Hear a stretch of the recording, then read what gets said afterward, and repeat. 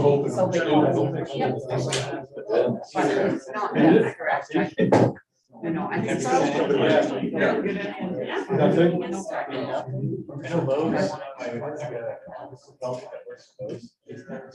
Oh, wow. In December. I'll send you some.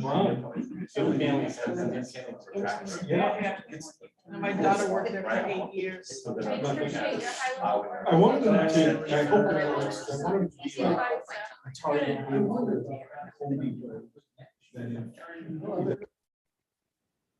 Transfer withdrawal and just tuition. You know,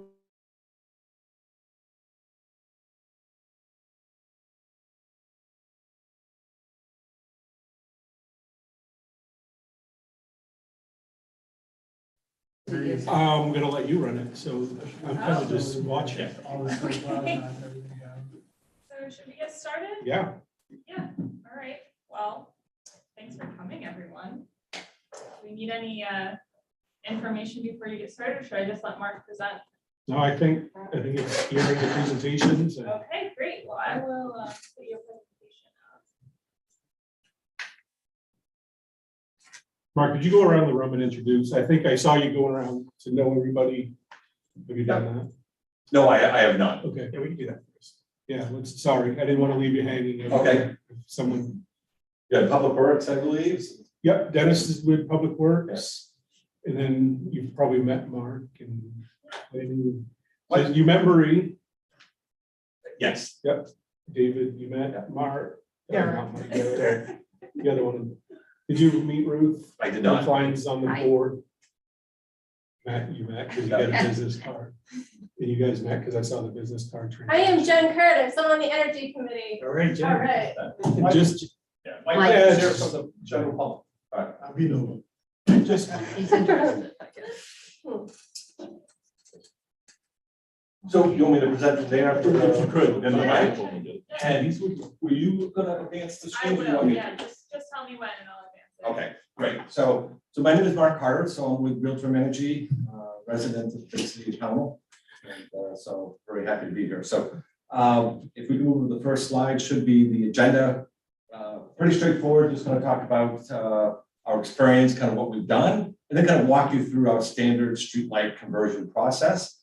And then we have some updated information regarding the financials from the last time we responded to the RFQ, which was back in December. So update that. Unfortunately, the last 4 months with supply chain and some other stuff, a lot of our costs from both contractors and suppliers have gone up some. So you'll see that reflected. But I wanted to give you more of an accurate number that would be up to date. So next slide, please. And the next slide as well. So Realtor Energy, we have offices both in Montreal and Annapolis. So we do projects throughout North America. So we have about roughly 200 projects in Canada, about 150 projects or so in the US. So we started in Canada and then kind of migrated over to the US. And we've got projects from Texas to Boulder, Colorado to Harpswell, Maine. So all places, and we have people across the USA. We are recognized as an energy services company by the Department of Energy with NAESCO. Also recognized by the World Bank. So twice we've actually been asked to go and present our upgrade solution because back in 2014 it was a pretty new thing to do a municipal-wide LED, and we were doing them at a rate of 70 to 80 a year early on in the 14, 15, 16 timeframe. So we went to DC and spoke at one of their conferences and also to Lima, Peru. So they did recognize us as a best practices company for LED streetlight conversion. So next slide, please. And specifically kind of get into Maine. So outside of Ontario, actually, our second largest client base is in the state of Maine. So we have 46 municipal projects from Madawaska, Grand Isle, down to Bar Harbor, to York, to Rumford. So as you look, it really kind of spans everywhere. I think the largest is Biddeford, just over a couple thousand, all the way down to 43 lights in Grand Isle. So we've done all kind of shapes and sizes. And we've done roughly about 20,000 LED streetlights in the street in I think 1908, 1909, something just under 20,000. So next slide, please.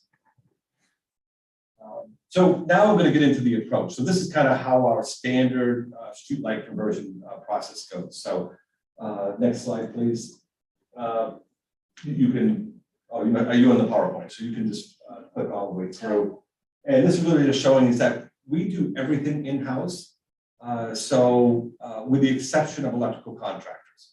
So we look at the GIS auditing, the photometric design, the estimating, the project management. It's all done with in-house resources. The only thing that we don't do is electrical contracting. And because we work, we worked in 85 or 86 different electrical grids. So from NYSEG to Rochester Gas and Electric to you name it, Energy. Everyone has different requirements. So there's really no feasible way for us to have electrical crews that could be certified. Plus, it makes sense from a maintenance perspective to have some local electrical contractors that we can utilize for long-term maintenance. So we want to have a local component.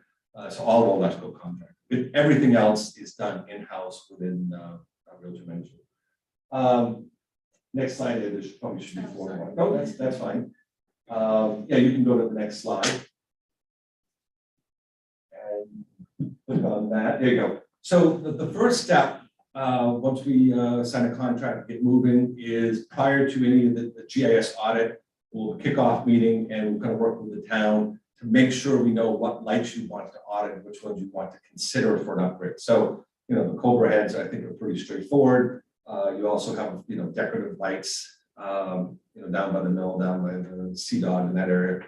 But you also want to consider looking at schools, parking lots, libraries, things of that nature. So, if you want to do that, there are some pros and cons. But we'll do decoratives and Cobras, and we'll also do a lot of shoeboxes and other type lights, which can be advantageous. Not only get the energy savings, but Fixture Maine will provide rebates to lights that are actually on town-owned poles, which they won't for utility-owned poles. They don't give any sort of incentive for that. So, next slide, please. So once we understand that, really the first main step is to do a GIS audit. And so the goal here is to make sure we have a true understanding of what's going to be the quantity of what we're upgrading. And we also want to know, what the infrastructure looks like. So we'll send a person to the field, we'll collect that information, and we'll actually work with CMP. They can provide some lat long coordinates and some information on those poles. And sometimes, but most utility and town-owned GIS type databases don't have a lot of the information that we need. So we don't care how high, how tall the pole is. We really want to know what height is the actual fixture at, right? So maybe a 30-foot pole, but if the street light's at 22 feet in the air, what's the mast arm length? So is it a 4-foot arm or an 8-foot arm? What's the setback? What's the road classification? A lot of that information you see is going to be used in the photometric design because we want to know physically where that light sits over the road. So is it toward the edge? Is it toward the middle? How high is it? So we'll know what wattage, what distribution type is needed to best illuminate that road. So the audit really is the core to that. Plus it allows you to kind of true up the inventory because no shot at CMP, I can tell you, because every utility, you're going to find some discrepancies in the inventory. A couple poles they find that wasn't on the list, and a couple poles that was on the list, maybe got taken down in a storm or something and never replaced. There's always that kind of back and forth to make sure you end up with a final inventory. So the next slide just kind of shows an example of what that data looks like. So we'll actually plot that out on a GIS map view. And again, at the end of the day, all this data belongs to the town. So this is all going to be provided back, and we collect about 19 data points at each pole.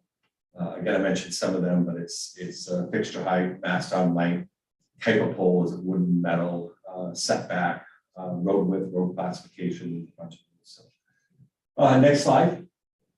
And you can go on to the next one, please. That just kind of shows some of the info. once you actually have your inventory, then you need to go to fixture selection.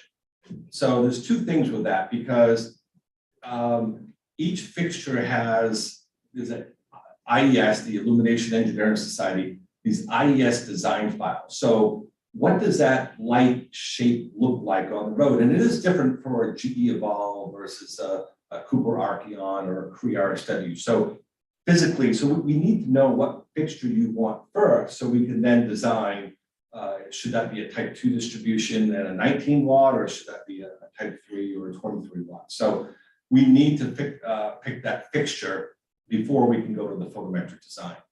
And this side I wanted to show is that we are agnostic, right? So some suppliers say, this is our favorite fixture, this is what we provide. And not that it's not a good fixture, but we've always had an agnostic approach to both fixture and controls. So we put in, across the country, we put in 8 or 9 different fixtures, and Maine has been predominantly 4 different ones. So Acuity is the largest streetlight manufacturer in North America. So they're based out of Atlanta. They're a multi-billion-dollar company. So we have GE has been popular. We did a lot of Gorham, Wyndham, Raymond up there. Cooper as well. We've done a lot of Cooper. We just did something in Yarmouth, Biddeford, bunch up in northern Maine, and we have put in some of the pre-RSWs. Tend to be a little more expensive. Mount Desert, some Portland over that. A third party also put in some others in Portland and Scarborough. So those kind of been our mainstays, but you'll see that there's different fixture manufacturers. And the next thing to consider from a town is color temperature. And you'll also see that we have put in a number of different color temperatures, which is really kind of the warmth, how yellow or white the light is. So the higher the temperature, like 4,000 is kind of like moonlight. It's kind of that white. So it's whiter. You'll probably see it a lot in parking lot lighting, Target, what have you. Generally will be 4,000 or 5,000. So more of a blue light component. We've only done one municipality, that's Auburn, with 4,000. The rest have predominantly been 3,000 or 2,700. And actually, one of the ones we're working on now, Harpsville, will be the first one that we've done in Maine, that's 2,200, which is pretty close to the color of your current high pressure sodium lights. So you do have some, based on aesthetics, what you want with the town. And we also have the ability to do hybrid. So like in Dover, Foxcroft, and Wells, we did 3,000 in the more commercial areas. So maybe, if you want the Topsham Fair Mall Road, if you want something like that to be a brighter white, where you're not having residences, but in the more, let's say the neighborhood, you may want a softer, warmer color. So you do have some options, but that also affects what wattage, because the lower color temperatures are tend to be slightly less efficient, usually by about 5%, but still you're still going to save 69–70%, somewhere in that range. So you may end up having to go a watt or two higher for the lower color temperatures. But the other two considerations that we work with the town is the American Medical Association came out with a study like 3 years ago of blue light emission and sleep deprivation, melatonin suppression, and so there was a really big stir at that point. They had some recommendations on going 3,000 or lower. And the other consideration is the International Dark Skies Association. So IDA does recommend 3,000 or less, and they really push for the lower, so you don't have that sky glow. And they want full cutoff lights, which all of our lights are full cutoff. And we do recommend smart controls if you want to dim them as well, additional savings at night, or ability to actually control the light levels throughout the town at different times. So that will also be an option. Next slide. It really kind of talks about that color temperature, and you can kind of see from the left to the right how much whiter that is. But again, you can probably easily see that. If you're go from a parking lot to I'm trying to think if you wanted to see some locally. I think I provided some information in the response to questions, but if the road, Danvers-Scotta and Newcastle and Bristol all went with 2,700. And if you look at Freeport or Falmouth or Yarmouth, they were all 3,000. So you can find some different locations to go and do a field test if you wanted to see. Next slide, please. Oh, no worries. So that's one of the considerations. But once you make that selection, next slide, please. Then we can put through that. So before we also get to the design stage, then we'll stop and actually meet with the town, because we want to know, is there anything going to change that might affect the way we design, right? So are you going to rezone a certain area? I know in Falmouth, they were doing that Route 1 reconstruction out by West Falmouth off of exit 53. So, you know, we actually didn't replace any of those lights because they put all new poles, all new lights in there. So we could actually take into consideration any designs, high areas of incidents for crashes. We also work with, I know, like the fire chief in Falmouth wanted their dry hydrants lit, right? So they had 4 dry hydrants, and they, even though the pump trucks have, you know, the lights on, when they wanted that one extra, you know, safety to actually add some lights to the dry hydrant. So, you know, 4 more lights, it wasn't that much more money. So, and Falmouth has some money, so you know, they can do that. So, but if there are other, before we start designing, we want to make sure we aren't designing something that's not going to meet your needs for the future. So we'll sit down with there, and then the next stage, the next slide, please.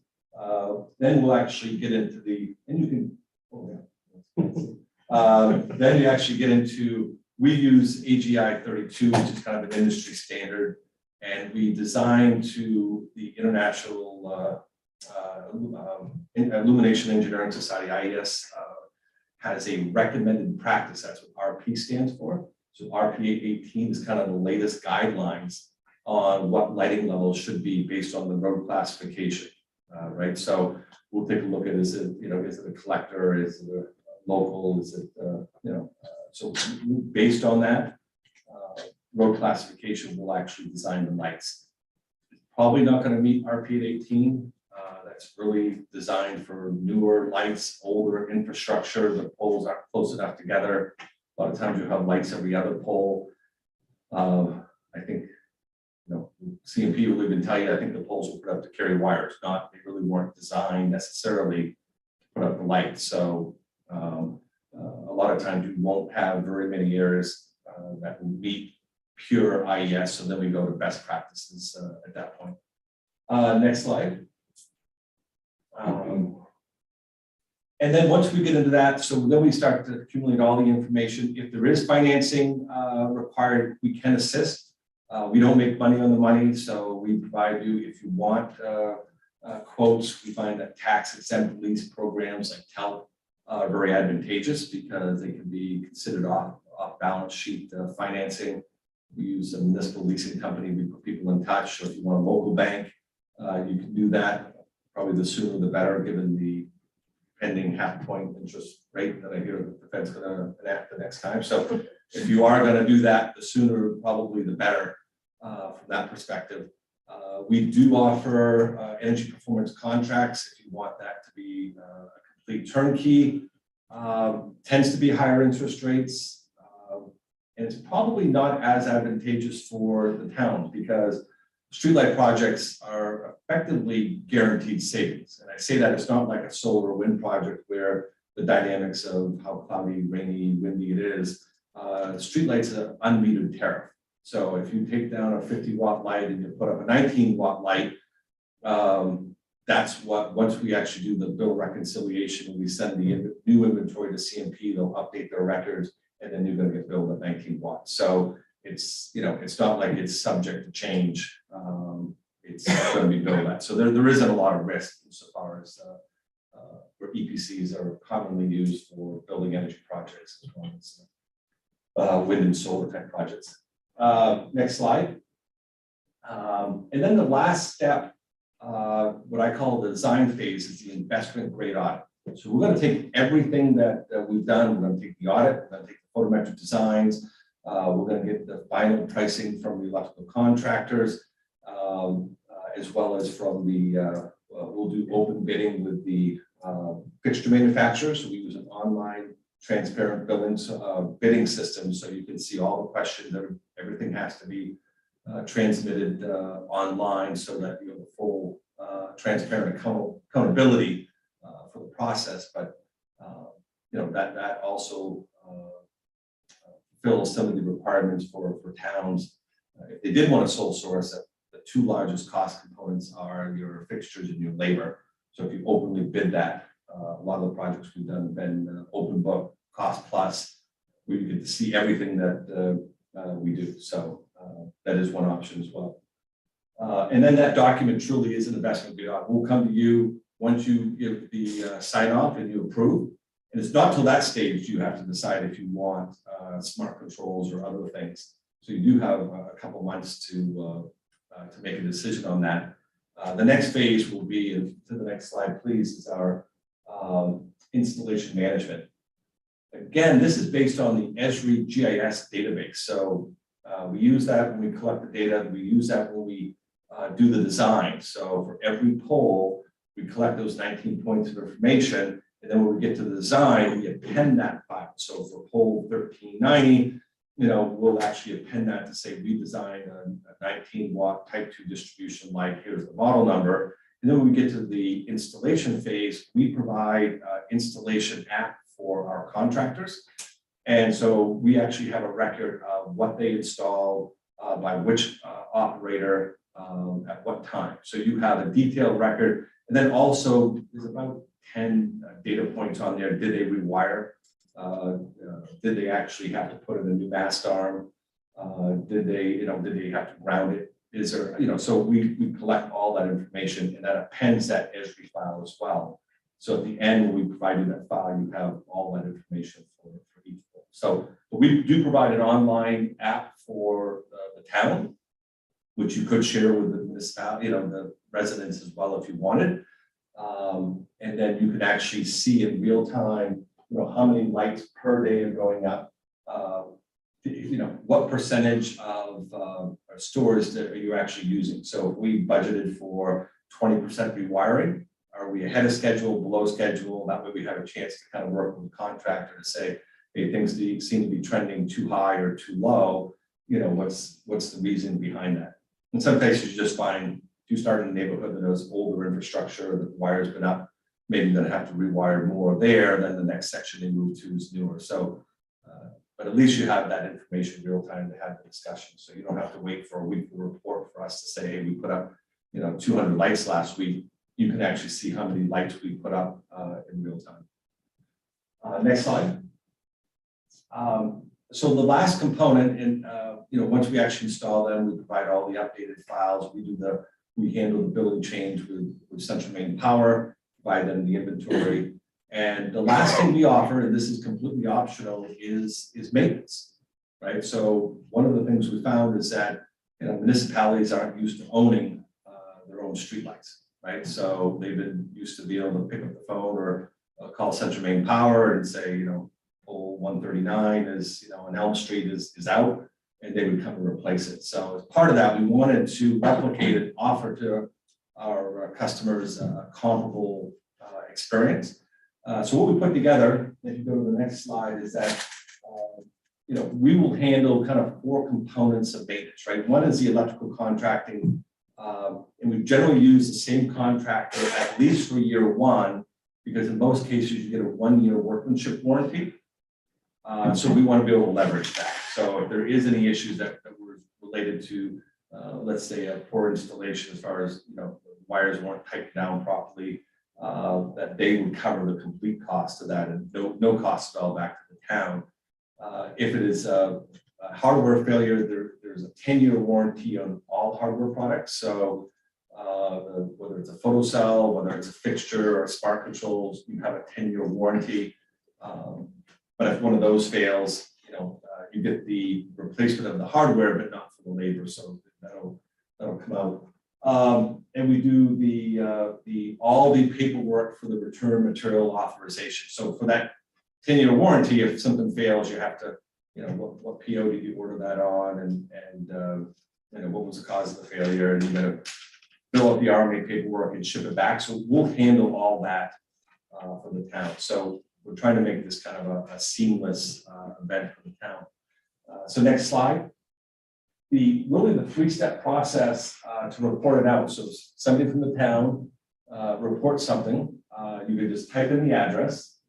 Next slide. It'll take you right to that poll, and you click the little blue button that says report a problem. Next slide. And then a form fills up to say, well, what's your problem? Is it an outage? Is it a day burner? Is it a pole down? Is it flickering? Or other, if you want to put in, some other detail. And you put in your email address and hit submit. And that's the last thing the town should have to do. We'll receive that. We'll create a case.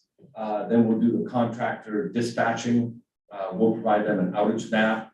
We'll provide them to say, you need to have on your truck a 23 watt type 2 distribution, 3000 Kelvin light. So we provide them the product because we know exactly what was installed. And they'll go to repair. They'll make the notes on it was a blown fuse. It was a bad driver. It was a bad smart controller. So all those notes, they'll send us the invoice. We'll review it. And we'll make all the necessary payments and updating the database. And then at the end, we offer to the town both a fixed cost model, if you want to have it budgetable, or we also offer a cost plus to say, whatever the contractor charges, we'll add a 20% surcharge just for our work to manage the portal, to do all the RMA paperwork, and so really for our services on top of that. So we do offer multiple maintenance options. That's really, I know, can be a very much a big concern for municipalities on, am I going to have a lot of staff time that's going to eat this up? So we try to take all that out. Next slide. That should be, pricing summary. So if we would advance one more.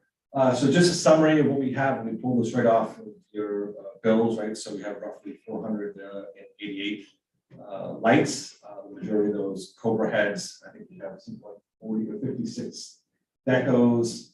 I think all but four are, Cobra, are like traditional decorative lights. I think we have 4 fun lights including that as well. And you'll see from the pricing, it went up about 5% from what we had submitted in summer. But again, we've seen price increases from every single manufacturer, doesn't matter who. In one case, we've actually seen 2 price jumps from the manufacturers. And then we have the net project cost, and I'm not sure if we actually pulled that directly, or if you provided us the net book value, but It's higher now. it is, okay. So Central Maine Power actually updates that on a monthly basis. So every month they'll calculate a new net book value from a depreciation standpoint. Just every utility is a little bit different. America used to do it every year. Quite frankly, they're pretty darn fair about their pricing compared to New York, where it's $800 to $1,000 per pole. it's quite different. So next slide. So this actually kind of provides a summary from what your current power consumption is. About a 73% reduction is what you're going to see.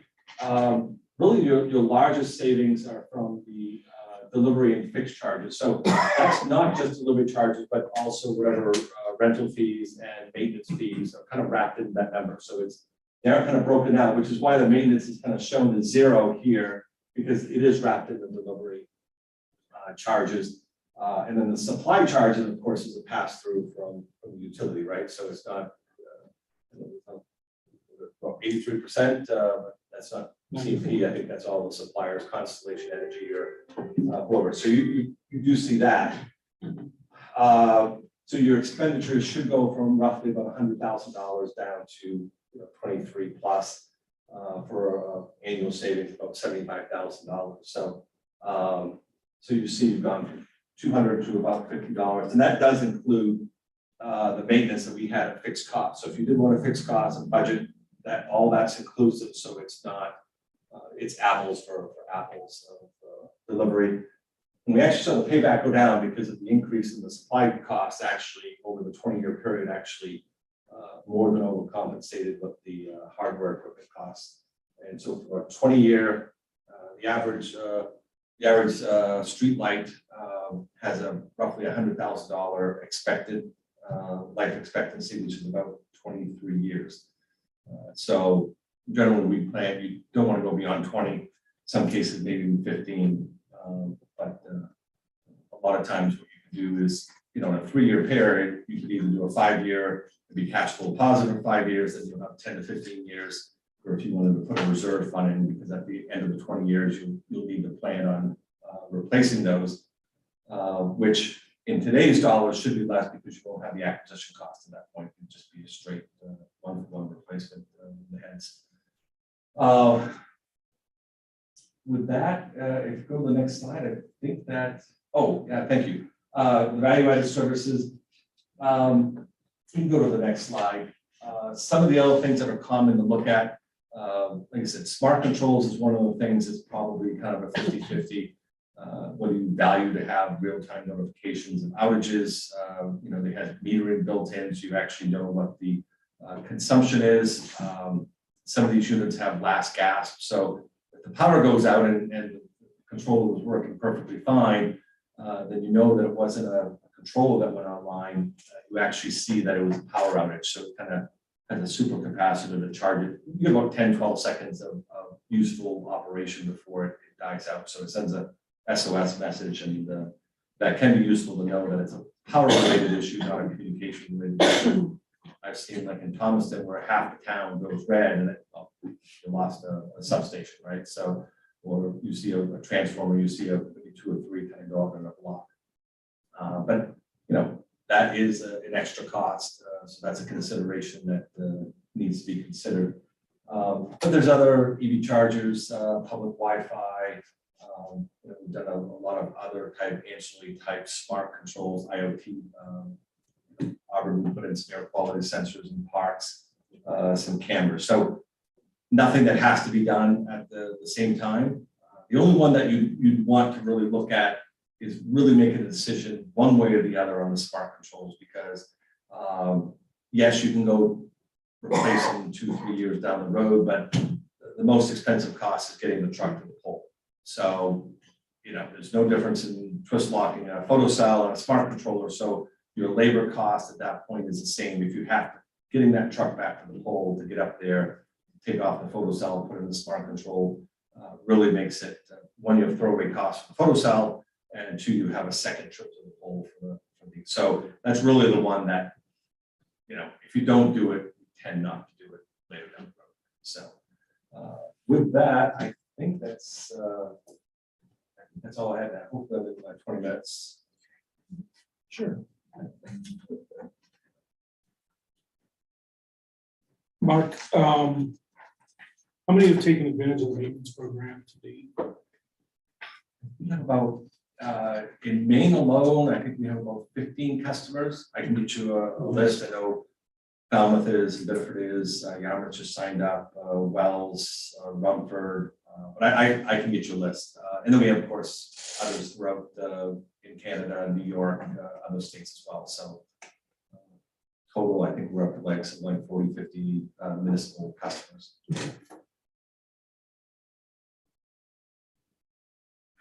Is that something we could opt out of after a while if we decide that we want to take it? Yeah, every contract we have 30-day cancel for convenience. We're not trying to lock anybody in. So if you want to try it and it's not working for you 30, 60, 90 days down the road, you can always cancel. Really, the only alternative, not the only alternative, but your options are is if you want to look at, maybe going direct to electrical contractor. Per the PUC ruling, one of the things that you will find in part of the PUC ruling, it does require that every street light is fused. So there'll be a 10 amp fuse that'll be cut in line with every street light. So that will be installed. And that's probably the highest rate of failure for, the street lights. We've got 300,000 running, 8 years in Ontario, which is kind of comparable weather from a coldness. And we've seen less than 1% failure, right? So, if you've got 500 lights, you really shouldn't have more than 2 or 3 fixture failures. It's kind of the same with the photocells. But when you get the fuses in line, they're designed to fail to both protect the grid and protect the fixture, right? So That is probably going to be your higher rate of, when you get to the pole, that's going to be your higher rate of failure.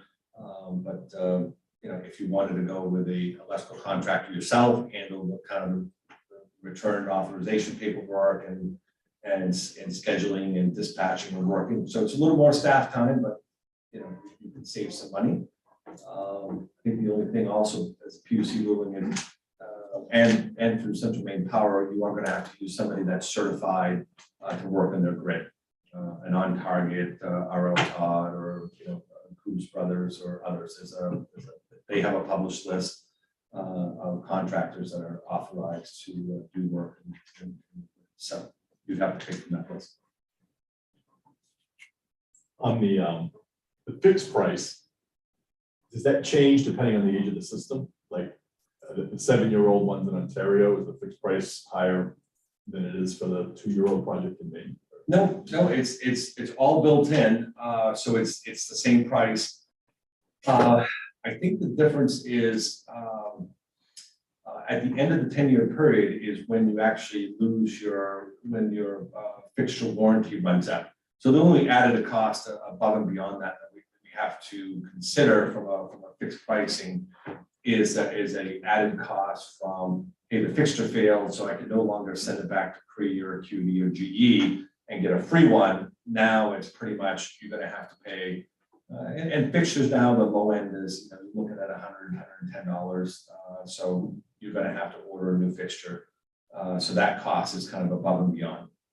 But outside of that, though, the fixed cost is kind of across the board for all our customers. And what's the general response time from on target or you use? So what we try to do to keep both for cost plus and for fixes is we try to have a schedule.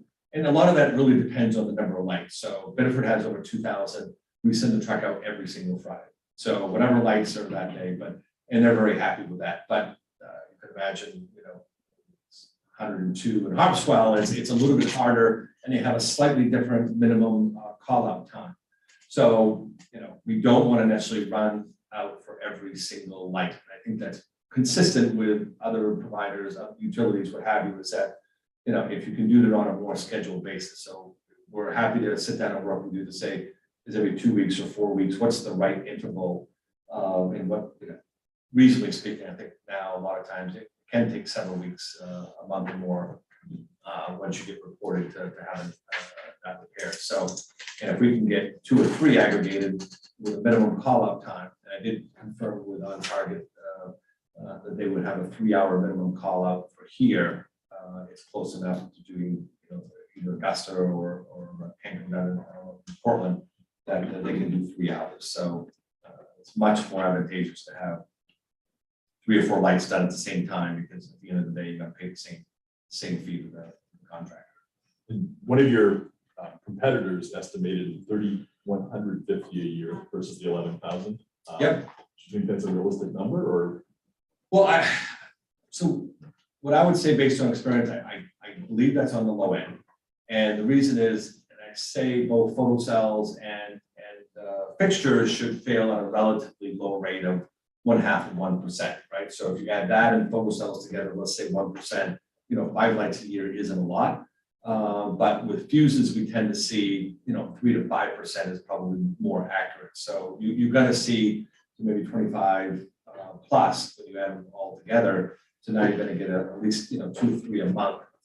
Probably the first couple months is probably the most. Electronics tend to have an infant mortality rate. So if you kind of get beyond those first 6 months, then you're probably going to be in pretty decent shape from a repeatability from year to year. So if you look at a 3-hour minimum call out time, and I can't remember, I did have it in the response to the questions. I think I had their pricing of what their call out time cost would be. So even if you did it yourself and contract with them, I think it's probably on the low end. If you had to have them come once a month, it would be outside of that range. And it would be staff time above and beyond that. So whatever you consider from your internal cost calculations of how many hours a month, you would have to dedicate to doing that. But it's in here somewhere. So Yes, sir. Speaking, excuse me, speaking of failures, and failure rates, you say, what was it, 1.5% per year or something like that? But We've seen under one half of 1%, so 0.5% on Is fixtures that- themselves. what's the slope look like? Is it just a straight line, or are you looking at sort of gets, as the lamps get older and the pictures get older, it sort of drops off? I mean, it gets increased. I mean, That's an excellent question, right? So we have a 20-year timeline, and the oldest lights that probably put in, I mean, LA was very, very early on, right? So they didn't even get to 10 years before they actually re-lamped. And the reason why those very, very early LEDs weren't as nearly as efficient, the number of lumens per watt, as the newer ones. So once they actually, of course, Los Angeles, I don't mean Los Angeles, so I'm just saying, the LA and California has slightly better buying power. So once they, I think it was Leotech is who they use, which is a California-based supplier. Once they got under $100, they went re-lamp. So they don't even know right there. The oldest one that we've had is about 8 years. So if anything, we see an initial kind of bump and then it settles down. We have not seen any significant increase. So we don't have, nothing's been running long enough to say, you know what, at 12 years, we start to see the, dialysis of the compounds inside of the power supply start to degrade to the point where you get that sort of failure. We just don't have the empirical data yet to actually know. But at this point, through 7 or 8 years, we have not seen any significant change in failure rates. I've seen the life of the LED arrays is pretty long. I mean, in the sense that, was it 150,000 hours at 70% degradation? That's like, whoa, that's what, 40 years or something. Has anybody tested it for that kind of, not for 40 years, but has done accelerated testing to sort of prove that, or? Yeah, so they all the manufacturers will do what's called HALT testing, high accelerated light testing, right? So they extreme heat, extreme temperatures, voltages. They only project 100,000 hours, which is about 23 years.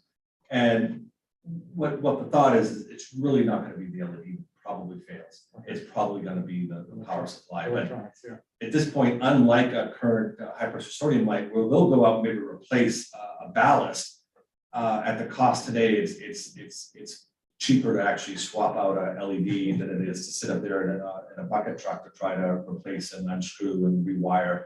It's just not. So it's become, I say disposable, but it's become a more of a commodity.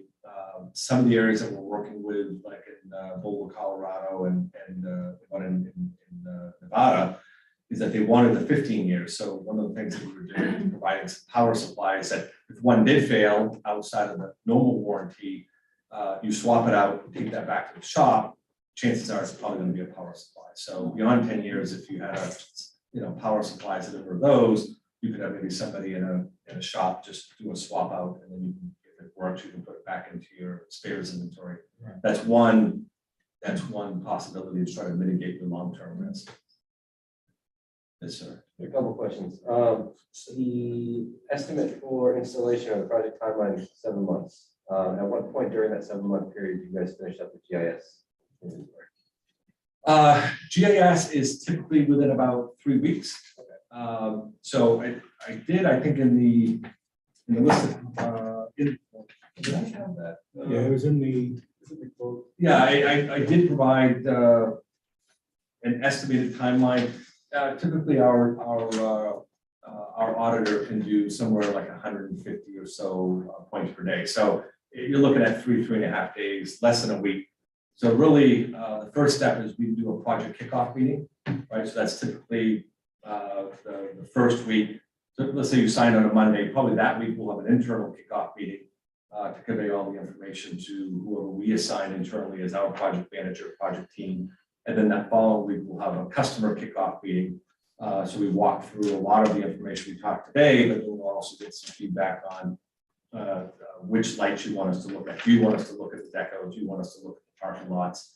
And then usually within 2 weeks of that, we'll have somebody on site. Like I said, it's only going to take a few days to actually finish that.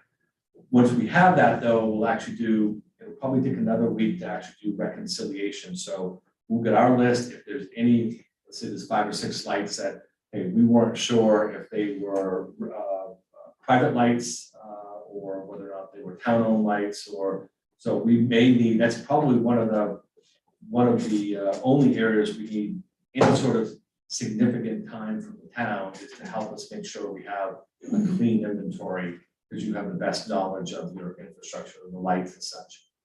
Most times you can tell what's a private light, if it's a shopping mall, they tend to be oriented in toward the property as opposed to out toward the streets. But we found, I know South Portland and Rumford both had times when they were actually going to remove lights, and they gave the private citizens an option to buy those lights. So here are lights that are oriented out into the road, and they weren't showing up on the map. So it was something that we had to have them walk through. So, but generally we'll be done with the GIS audit generally in about a month or so. And I can leave you the timeline if you want. That's okay. So we're talking about 4 weeks in total before we know exactly what the cost is going to be. Is that correct? Yeah, so correct, right? So that'll actually dictate what we found that there's actually more 150s than we thought than versus 100s, or maybe there was less exact number of polls, but generally speaking, it's going to be plus or minus 5% or numbers. It's not like 488 next thing you found that there's 600 lights. It's not. That's not. It's typically a handful of lights. Probably under a dozen. Will there be some discrepancy that we just need clarification on? You mentioned at that point when we do the GIS audit analysis, we would have our project manager assigned at that point, or? Yes. Oh, actually, right at the beginning, we'll assign a project manager as a single point of contact, so that way you can funnel everything through that person. Is her name Perdella? Perdella? Yeah. So she's kind of heads up that group. Yep. Currently would not be her. She's on maternity leave. So it'd be Anna or Nadira. Okay. Would be probably one of the project managers that would be assigned. So there are other people who are that tied into everything. It seemed like she was really a hub of everything. Oh yeah, Perdella is yeah. She'll be back. It's just she's actually out of the Montreal office, so I think they have 9 months maternity leave up there. So I gotta come back and look when she'd actually be back. So, yeah. Great. Thank you. Mark, the smart controls, we decided to look at that option. Yep. What's the average cost per unit Yeah. All that is going to be about $100 annually? No. So that's the one-time cost. And we put up different kinds. So Verizon makes a smart controller. They're both LTE based. You don't need gateways. We put up some Simcon, which is more of an RF mesh. So that kind of dictates some of the price, but generally it's about $4 or $5 operating cost per light per year. And that includes all the cellular communications and your software, cloud-based software. So, 500 lights, you're looking at $2,000 to $2,500 a year operating cost. And then the one-time cost is, you take out the cost of the photo cell and then you add in the cost. It varies a little bit based on which manufacturer, but it's generally about $100 per head. We can do that on a subset of the lights, or we have Yep. okay. Yeah, each one is individually addressable. So you can create groups if you want. So if you have a neighborhood or a street that you can group and say, okay, I want to have maybe the residents come to the town and say, maybe it's too bright. You say, okay, well, maybe at 11 o'clock, we'll dim that down 50. Yeah, what I meant was, can we put the smart controls on some of the lights and not on others? Oh, okay, excellent question. Yes, so you can, and we have done that in some locations. So if those you say, I got more business areas, I never want to dim. I'm just no sense putting controls, other than unless you want the notification capability to say I had an outage to have that real-time reporting. But yes, if you want to have just controls for residential or maybe for some parks, because parks close at 11. Auburn has controls. They have a skate park and basketball courts where they want to dim down to 10% at 11 o'clock at night. So enough so you can't play basketball, but just enough light if the police go by that you can actually see if there's activity in that space. So, they may have some use cases where you may want parks, parking lots, other areas, maybe tied into motion sensors. You definitely don't want motion sensors on streets, but on parks and parking lots and things of that nature, you certainly can. So yes, if you want, and that's the beauty of cellular is that you don't have gateways that's talking to the local tower. So, having just one light in the entire town, you could have one patrol. And sorry, another question. Which was, so if we decide that we have this park with, 25 lights or something, and we dim them to 10%, CMP still charges us, let's say they're 19-watt lights, they still charge us 19 watts for those, right? We don't get a savings from doing that. You can ask the next guy that, but no. So what tends to happen on utility-owned poles is unmetered tariff. If you're in a park, you're probably behind the meter, more than likely, right? So Right, even right, yeah, okay, so, but the unmetered, okay. unmetered, you're gonna get charged. Yeah. And those are some of the design considerations we'll talk to you about. So Right. if you have neighborhoods where, downtown sections where, I might want, and people think dimming, but don't just think dimming, think uplighting as well. So are you willing to, listen, it's calling for a 40-watt. Do I want to put a 50-watt? And maybe it's with restaurants and bars or areas that maybe on Friday nights from 10 to 2, I actually want to increase my light level, right? It tends to deter crime and people coming out, it's safer for the police department. So it can be dynamic lighting, but if it is an unmetered tariff, you're going to pay that higher 50-watt rate, 365. But do you want that flexibility? Definitely in parking lot, we tend to recommend, because a lot of times from the manufacturer, it's the same cost if it's a 19 or 23 or 25. If they're in the same family, they don't care. They derate it, the power supply, and the reason they do that is so you get the full maximum energy savings, from the utility, because they're going to charge you on that, whatever that rate is. So, but if you're in a parking lot, or even decorative lightings, a lot of time will be on a series behind the meter. It's in your best interest, if you're going to have control, of course, is to actually have higher wattage lights that you can tailor the timing of when you want it brighter, when you want it a little bit dimmer. And sorry, that brings up another question. Some of these lights have the ability to have a rheostat basically built in that you can adjust the power. Yeah. So if you do that, yeah. Do you report that to? Those are fixed. You're not going to change those, right? They're set at the time that the light's installed. Do you then tell CMP, well, it's a 19-watt fixture, but you're only drawing, 17 or something? I don't think they're going to believe you. Yeah, okay. Okay. The fact of the matter is that they don't know. It's not up to them to know where we kind of put it. We can tell them that, but generally speaking, is whatever wattage you put in. And what you're talking about is there are ADOs, or adjustable dimming output, physical modules you can put in. So how you dim a light, if you've ever seen a 7-pin receptacle, the new street lights, new ANSI design came out about 6 years ago. So instead of just the 3 main power blades, there are 4 low voltage scratch plate connectors. 2 are dedicated for dimming, and they're pre-wired at the factory by the manufacturer. So, and what they'll do is that the controller will generate a 0 to 10 volt signal to that power supply. So if you want the light at 50%, generate 5 volts, power supply reads the 5 volts, it's okay, I want to dim down to 50%. If you want 70% at 7 volts, so forth and so on. And essentially what those adjustable dimming output is a little unit inside where you have, generally it's either dip switches or a rotary wheel, where you can say, and the benefit of those is to say, hey, Mr. Jones is complaining over on Elm Street, I want to go and kind of tailor that down. So for a lot less cost, probably an extra $10 a fixture, you can put those in there. That's not where you're going to pay. It's going to be getting the bucket truck back to that location up. So if you only have a few of those, that's fine. There are other alternatives. There are photo cells that actually have the same thing, which have a rotary dial, 10-position dial, so you can actually go from 10% all the way to 100. And that way you can wait for, if you have to bring a bucket truck anyways, why pay $10 for every light to have the adjustable dimming output inside, why don't I just buy a handful of these that you can? So when you take off the dusk to dawn photo cell and put one of these, it's called a dimulator.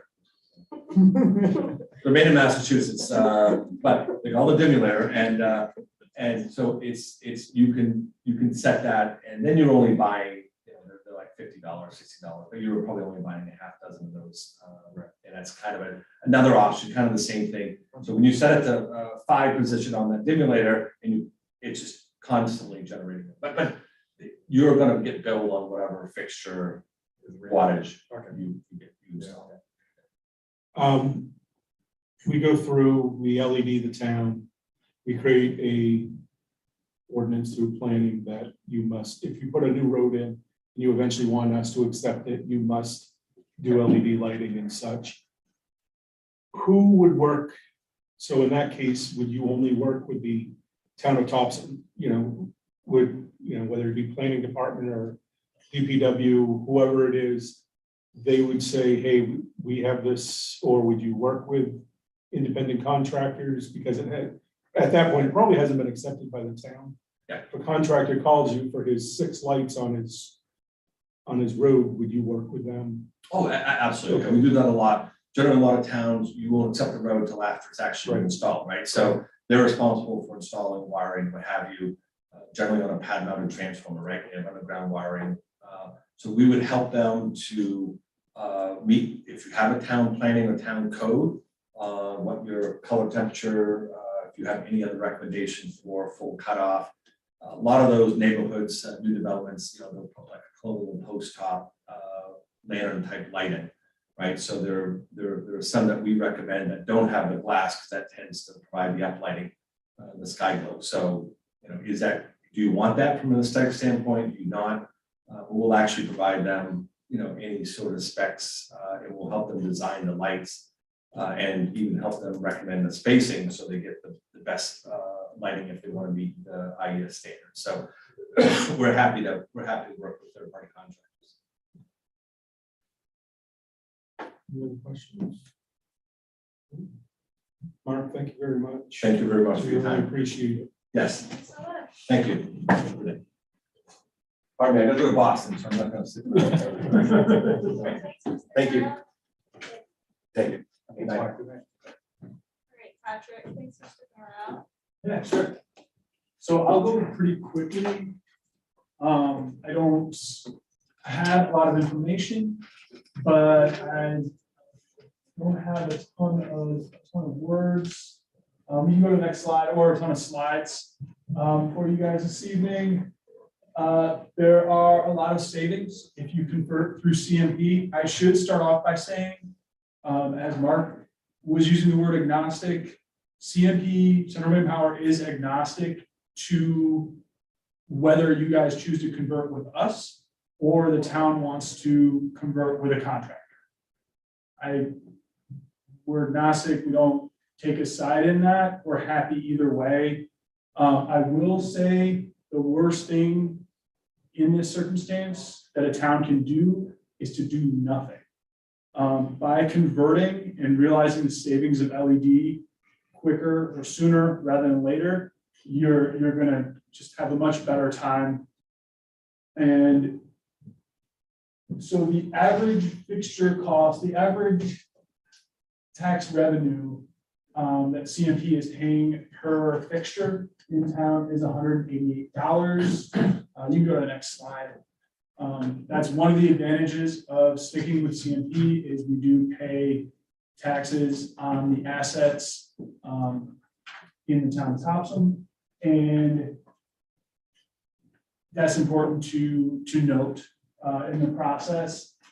This is just this is an estimation here, but you're looking to save an estimated $36,106.48 per year by converting to LED.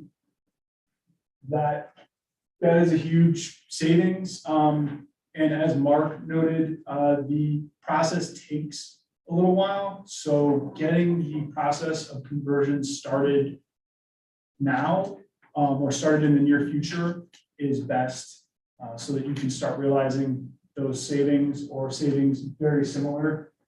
It is important to say that that is an estimate, but you're not going to see a huge difference in practice, plus or minus 5%. As far as the audit goes, I know there was some interest in the audit that CMP does with contractors. It happens often, and often there are lights that towns are being charged for that are not in place.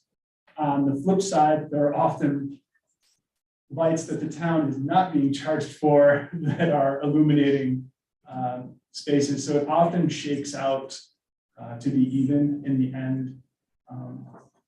So yeah, and you can go to the next slide.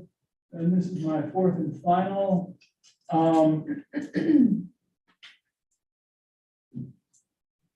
So it's the first come, first serve. Is how we are operating the LED conversion process. So if you get in line very soon, you'll get your lights in our in the Brunswick warehouse sooner, and we can come out and install them, or have one of our contractors come and install them.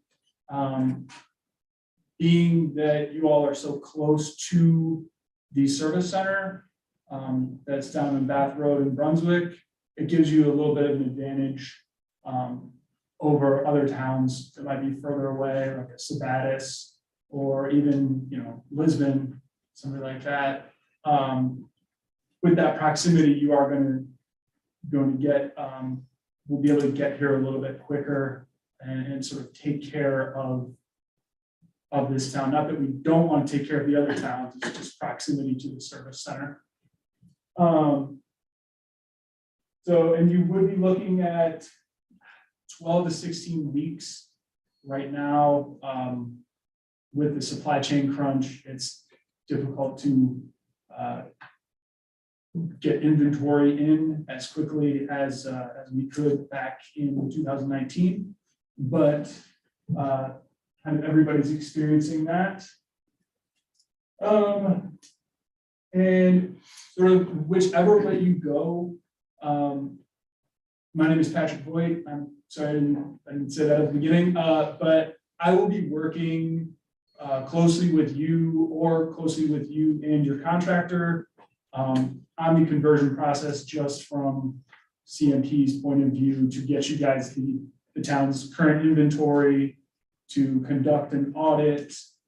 If you choose to convert with us and you want to do an audit internally, I think that's great. I think right now, before you would sign on to our term, which is a 15-year contract, I think it'd be great if we go through and sort of clean up the list, clean up the inventory of the town. I think it's good to do that every 10, 15, 20 years anyway. But like I said, even if you sign on with CMP and you hate it, the town of Topsham is still going to be here in 2037. And then you can say, oh, we don't like those guys that we read in the paper and we believe everything. We hate them even more. And then you can go to another contractor. You can go somewhere else. But it's just realizing the savings with LED sooner rather than later, because you can't overthink this LED conversion. And with that, let's open it. You guys have questions, concerns, and I know Mark touched on a lot, but I can help. We're sort of refereeing the process, whether you go with us or not. So the personal property tax revenue that we would lose is a good point that we hadn't thought about, we should take into the calculation. Any other things as we try to decide which way to go that maybe we're not thinking of that we need to consider? There is something I'm not thinking of, and it is the net book value. Kate, if you have I have one, we do it quarterly. Mark was generous when he said we do it monthly. We actually do them quarterly, and sometimes it's tough for me to bang on the door up in Augusta and get the numbers. when I need them. But I'll certainly get the most up-to-date net book value. To give you an idea, this one is from Q1 2020, so March 31st, 2020. And the net book value of all of the streetlights in Topsham at that time was $61,984. That is $61,984. And typically that number goes down with depreciation. Sort of another news item with inflation, today was the first day that I started to see those numbers sort of remain steady. So this is likely right around, it's a good baseline until I can get the Q1 2022 numbers, which will come out probably in late May. I'll have access to those because they're still tabulating them right now, but it's probably safe to say that you'll pay right around that $62,000 for the lights. So that's another factor to keep in mind. And I think being that this number is older, we'll see if depreciation does take some effect, and maybe it goes down toward $60,000. Thanks. You answered most of the questions I had.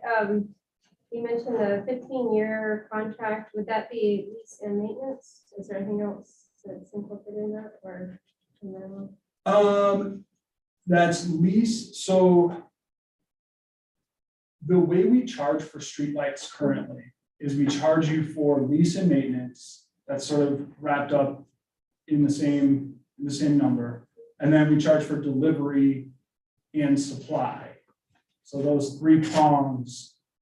You, with the contract, with the 15-year term, you would be lease and maintenance and delivery. So yeah, with purchasing the lights, you are then going to cut out, you're going to be charged on an energy only basis. So you would cut out much of the delivery cost with that as well. No, I'm sorry, not cut out the delivery. No, you just cut out the lease and the maintenance, which is the lion's share of the cost typically. On a street light that you might have here on Main Street, you're going to pay maybe $15 per month on lease and maintenance, and then you're probably going to pay around $3 to $5 in delivery, and then another $3 to $5 in supply. So, and we do charge on a dark hours table. So controls, they're wonderful, and I think you said it. Having controls maybe at the park is a good idea, but having controls all over town is not a great idea because CMP is still going to charge you on we call it our dark hours table, and it takes for the amount of dark hours per month that we have calculated. So back to that delivery. So if we go with you and you own the fixtures, we don't pay delivery, but if we go with another company, we do pay delivery. I'm sorry, no, I'm sorry. You will pay delivery for the lights in either case. In both cases. Yeah, in both cases. You will cut out your maintenance and leasing the fixtures, which is oftentimes the biggest savings apart from switching to LED fixtures. Patrick, a couple questions. Real term estimated $75,000 savings. You mentioned roughly $36,000. Do you know why the difference? It probably comes, and I can't speak to those exact numbers, but the difference probably comes in their calculating, cutting off the lease and the maintenance fee that CMP charges per light fixture. So. a program with you, what do you see for a repair service timing? Complaint to, Timing wise, what's different than what we're currently used to, or if you mentioned coming into town once a month, or depending on, setting up some type of service, that's not really what we have at CMP today. no, it would be similar to what you have now. And we've got a new online portal that you can go in and, tell us where the light is. And that's nice because if you're somebody who has a private light, it works for private lights and street lights. So every light in town. Thank you. Yeah, Patrick, I was wondering, if we convert with CMP, do we have an opportunity when we start the process to kind of look at areas where we might want more or less lights or do any sort of redesign of that? Yes, definitely. Whether you go with us or not, I would encourage the town to take a look at that, to look at areas where maybe you want to get rid of light fixtures or areas you want to add. We have an Exhibit B document that we use just so we can put them in our mapping, any new fixtures or any removed fixtures. One thing to note is you would have to fill out the Exhibit B. We would have to go examine the pole and make sure it was capable of taking a street light, that the requisite transformers or transformer in the area was capable of taking a street light. We'd hate to have you put a street light up and we've had this quite a bit, put one up and then the town is not ready to electrify a street light. So. Would we work with you on that process? Yeah, Okay. you would be either way. You all are gonna work with me. So yeah. A good question came up earlier about setting up new street lights, say on a subdivision road that gets added. Are there any regulations or rules at CMP that you're aware of that would prevent the town from writing their specs and ordinance such that they could set it up on a meter system? So there would be like a meter for the road extension? No. We have that in quite a few towns. Okay. If you wanted to do decorative lights that were metered, we would just bill them as a small general service on an SGS rate, and we wouldn't count them toward your street lights. Okay. So it would just be kind of So just separate. like our regular meter. Okay. Great. Thank you. I looked at your quote or information you provided, I should say. And I noticed that the difference in costs in the leasing is about zero, about $400 between high pressure sodium and the LEDs. Since high pressure sodiums need to be re-racked every 5-6 years, how come, and the LEDs don't, how come the leasing costs aren't lower? I don't know if I'm qualified to fully answer that question. My guess would be just that the LED technology in Central Maine Power's service territory we don't have any LED lights that are older than 10 or so years. So I think initially they just counted them the same as HPS or high pressure sodium. Yeah, I wish I had a better answer for you on that, but I would agree that LEDs are likely going to last a lot longer and be a little bit less temperature sensitive.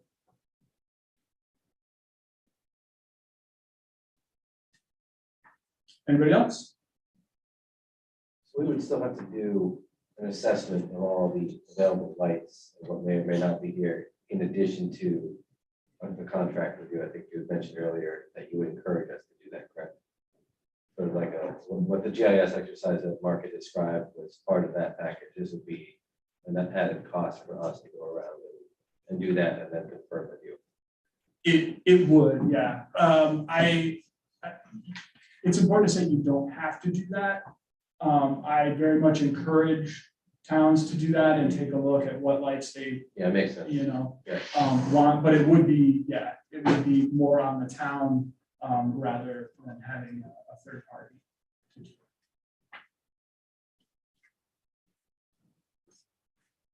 it. Thank you very much, Patrick. Yeah. We appreciate it. Thanks so much, You've got Patrick. my- Let me know if you need further info. Yeah, totally. If anyone has any more questions for Patrick, I'll send them over. Oh, hey. Yeah.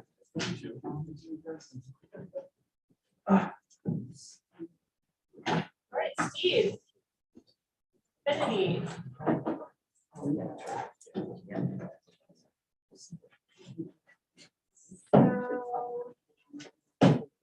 Steve, since you weren't in here before, do you want me to quickly go around the room and tell you who's here? Yes, that would be great. Okay. Actually, I don't know. All right. Interested citizens, then we have Dennis, he's our public works director, you know me. Mark Walt, assistant town manager. Then we have some members of our select board, which I'm now gonna get quizzed on everyone's names. Marie, Roland, Dave, Derek, our town manager, Ruth, and Matt. Good job. I had somebody whispering in my ear. And then we have Victor and Jen from our energy committee. Thank you. Nice to see you again, Jen.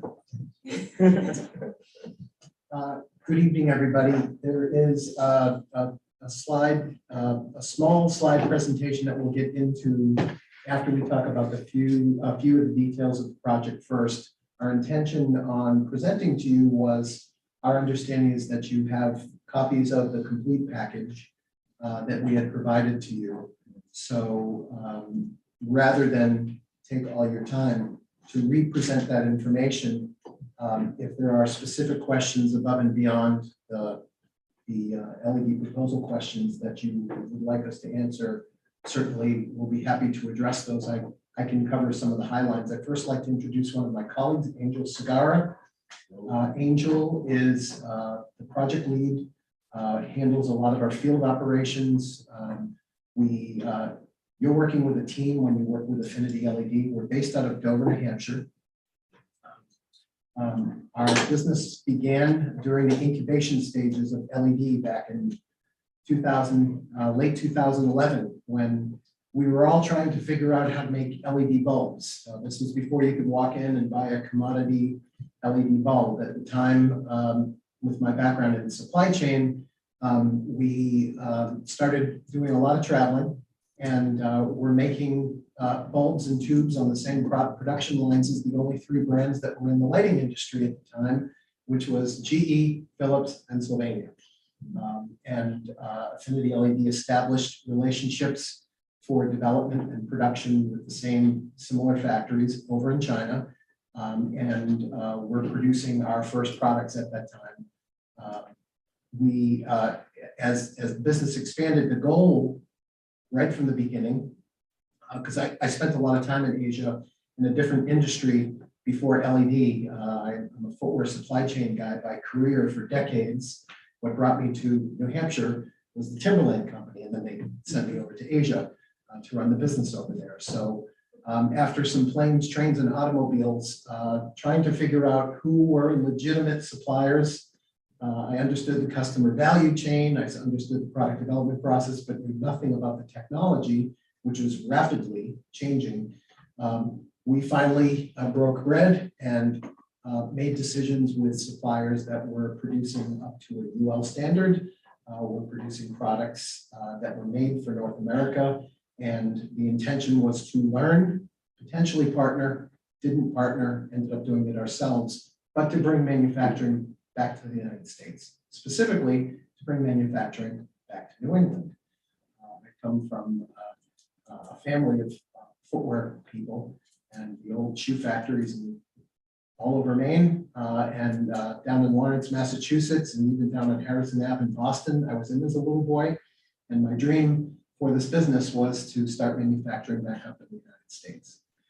Luckily, we're fortunate that in 2015, we moved into the facility that we certified as a UL manufacturing site. It's one of Dover, New Hampshire's oldest manufacturing mills. It's over 150 years old, the Washington Street Mill, still some of the original floors. It's an absolutely gorgeous building. And that is where we established our manufacturing. We got our UL approval for, as a manufacturing site in mid-2015. Our products are all built in Dover, New Hampshire. They're assembled by US veterans, so we receive a lot of support from municipalities and from the state of New Hampshire, obviously, for being in the state of New Hampshire. As a small company, what makes us a little bit different, I think, than most of the brands, so to speak, is, we're considered to be disruptors. Disruptors in that as technology progresses, which has happened very, very quickly in this industry, as you all know, you can pretty much buy just about anything for your home now in LED at a local building supply store at fairly commodity prices. As technology advances, the great thing about what we do is we can make decisions quickly to change a product line, to upgrade, to put in the latest technology without having to go through pre-line closing meetings and line closing meetings and meet with finance. How do we move inventory out of the warehouses that are backed up in supply chain? We don't have those issues. We make those decisions. We eat. My father, who was my business mentor, may rest in peace, said pigs get fat, hogs get slaughtered. So we make the right decisions that we can sleep at night. And I think if you spoke to most of the communities in Kennebec Valley who have changed over to LED, those are all Affinity LED.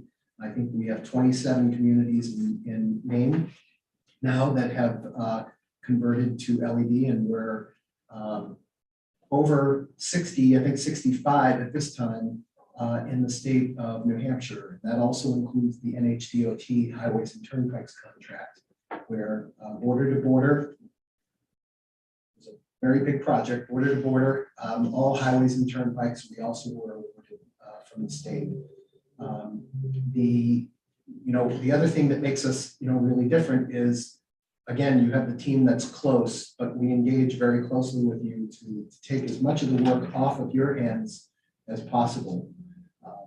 And I think that in your proposals, you will also see, I understand that you have electronic copies of them. We've given you a list of the communities that we have done rather than to cherry pick. We're an open book. We've given you a list of all the communities we've done with names and phone numbers. Some of those are outdated. You won't find Bill Briggio over in Augusta. You won't find Mike Roy up in Waterville, but those are Affinity LED communities that were done, all competitively selected as well. And I think our reputation speaks for itself. We, humbly speaking, we've been very, very fortunate to make a great product, give great service, and have nothing but positive feedback from our customers. We can talk a little bit about the numbers, just a quick overview. Would that be okay? Yeah. We understand, based on the calculations, we did our first proposal for you was based on how we normally put together the initial proposal, which was to receive, thank you, from the community, a copy of your streetlight bill. And from the streetlight bill, which provides all the lighting service costs, the delivery charges, and your supply charges that you're paying, it allows us to do a roll-up of the total calculation of what you're paying on an annualized basis. The numbers that we came up with were almost 86,000 in our proposal, 85,576. Now that number is based on the inventory, and we have already seen the difference when we saw a copy of, we were asked to give you a presentation on comparing going with Central Maine Power and going with Affinity LED. So part of that diligence was also to understand what the Central Maine Power offer looked like so that we could present numbers comparatively. The original information that we got on Central Maine Power did show, we're showing 468 fixtures on your inventory on this particular streetlight bill. Central Maine Power's inventory shows 488 fixtures.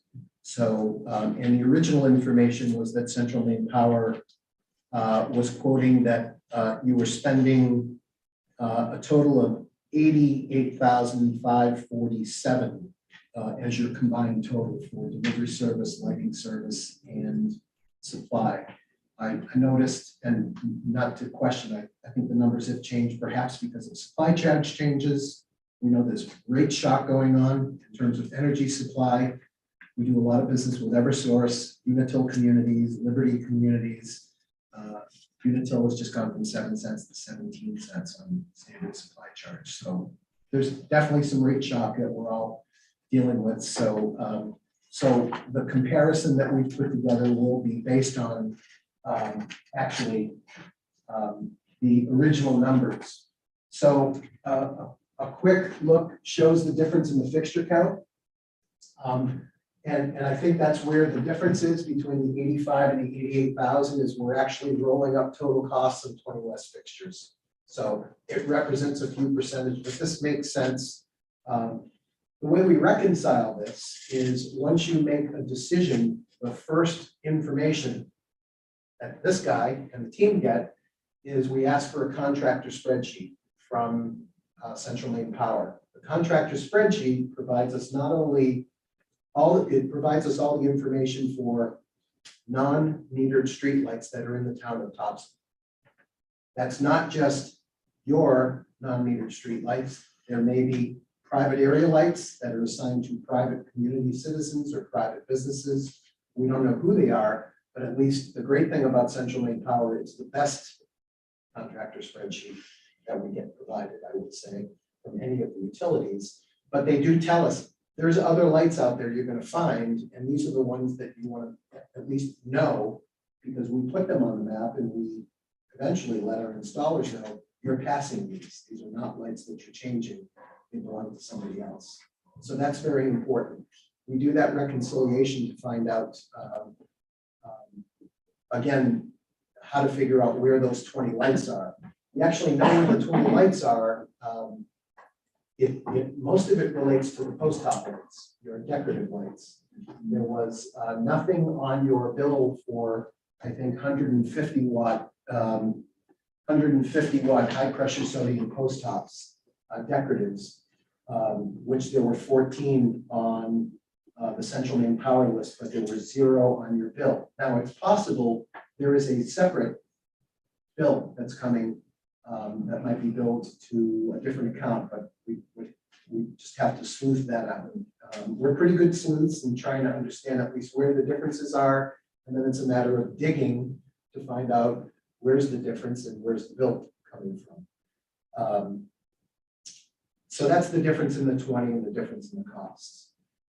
The other piece that we, most importantly, is very important for you to see here is this is a really hard decision because it's an easy decision to go with Central Maine Power to say, we don't have to spend anything. We don't have a net value cost. We don't have to pay you guys to put up street lights, your contractors, your equipment. There's 0 cost. And we've reflected that, that your total upfront costs are 0.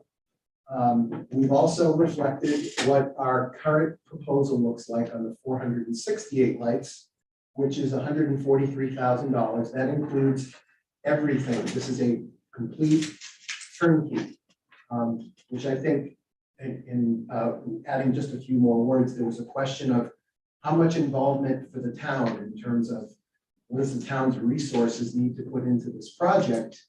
Because like most communities, everybody's busy, lots of committees, lots of discussions. The most important piece of engagement will be during the lighting plan review, where we start talking about, here's what we thought we were looking for, here's what the investment grade audit said we found, and then here's our review of the community, residential roads, collector roads, etc.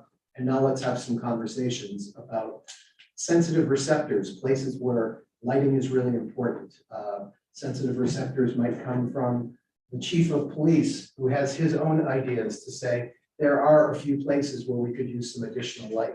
Where we find anomalies out there that says there's a road that would suggest we're going to put 18 watt fixtures all the way down this road, but there's one fixture that's really, really bright, currently a much higher powered. Is there a reason for that? Or was this potentially, no offense, potentially, a light had to be changed and there might have been something on the truck 10 years ago and nobody recorded that. Sometimes there's just no history.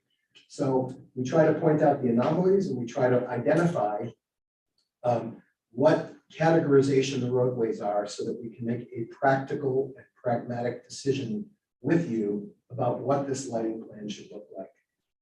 We talk with the fire chief, we ask that they're part of the lighting plan review because they have input. We ask about elderly housing, areas that are close to night activities such as football fields, et cetera. Is there any specific issues that anybody in the town knows of where the lights should be adjusted? And part of what we do is everything is in different colors. Different colors represent, if we took everything today and we just converted it appropriately from what it is to what it should be, without any changes to the lighting plan, here's how the colors, each wattage has colors, and the colors help us to identify, is there just something unusual on the map? It allows us to look for anomalies and look for consistencies and then come back to you with recommendations. I overheard Mark talking about RP, IES, Illumination Engineering Society, RP 18. Yes, it's true. Unless we're building a new city, it's almost impossible to follow RP 8 standards. Most importantly, we want to make sure that you have one chance in the next 20 years, for the next 20 years, to update and adjust the lighting plan to the most appropriate plan that, the best lighting plan that you can do. And there's a lot of discussion and intricacies. We've had discussions, lighting plan reviews that last 2 hours, where we're running up and down streets on the map, jumping between Google and the auditing maps, which we use Esri ArcGIS system because it's a universally accepted layer that can easily integrate into your map layers for public works, et cetera, for infrastructure. So those are all really important pieces, but all of that will flush out. Getting back to the point of the 143, it includes everything. It includes all the initial work with the utility to begin the reconciliation. It includes the auditing services. It includes the complete lighting plan review and adjustments. It includes all the fixtures. It includes all of the fuses that are required in central main power. It includes the installation. It includes making sure that all the refuse, all the old lights are taken away, and that we also provide you with certificates of disposal because we're taking hazardous materials off of these poles. Those bulbs do have hazardous materials, and we make sure that we provide you certificates of disposal for your own safety, just to say that you've properly disposed of them. So we provide you those certificates as well. And then we work with the utility to make sure that we've updated with time-stamped date of installation the information so that they can go back and reconcile your billing up to the new energy standards. Any questions so far? Okay, so you're up to 205,000. The 61,984 was a familiar number, Patrick, which is what we've used there. And again, if that number changes, that number will adjust. So you're at, in year 0, as you've installed the product, you've paid off, you've basically spent on the entire installation and the net book value, you're $205,000 in the hole against 0. And at that point, you're in a position to say, if you were making a short-term decision based on the original savings that we got off of that document was 24,000, right? I understand that the number jumped to 99 spending again, but we're using the documents that we did receive. At a $73,000 ROI as you hit year 3, you've just begin to come above to a return on your investment. You've paid for the project, And quite frankly, up until year 3, blue wins. If you're making a short-term investment, up until that year 3, Central Maine Power is a better investment for the town. But you will see as this begins to track, you're talking about an $800,000 difference across the life of the fixtures. And that is 100% related to our estimated cost of estimated savings of $76,000. We've taken into account maintenance on an annualized basis in year 2 against a $24,000 savings in this particular scenario with Central Maine Power. And you will have no maintenance costs because maintenance is included as it is today in your tariff. So, any questions so far?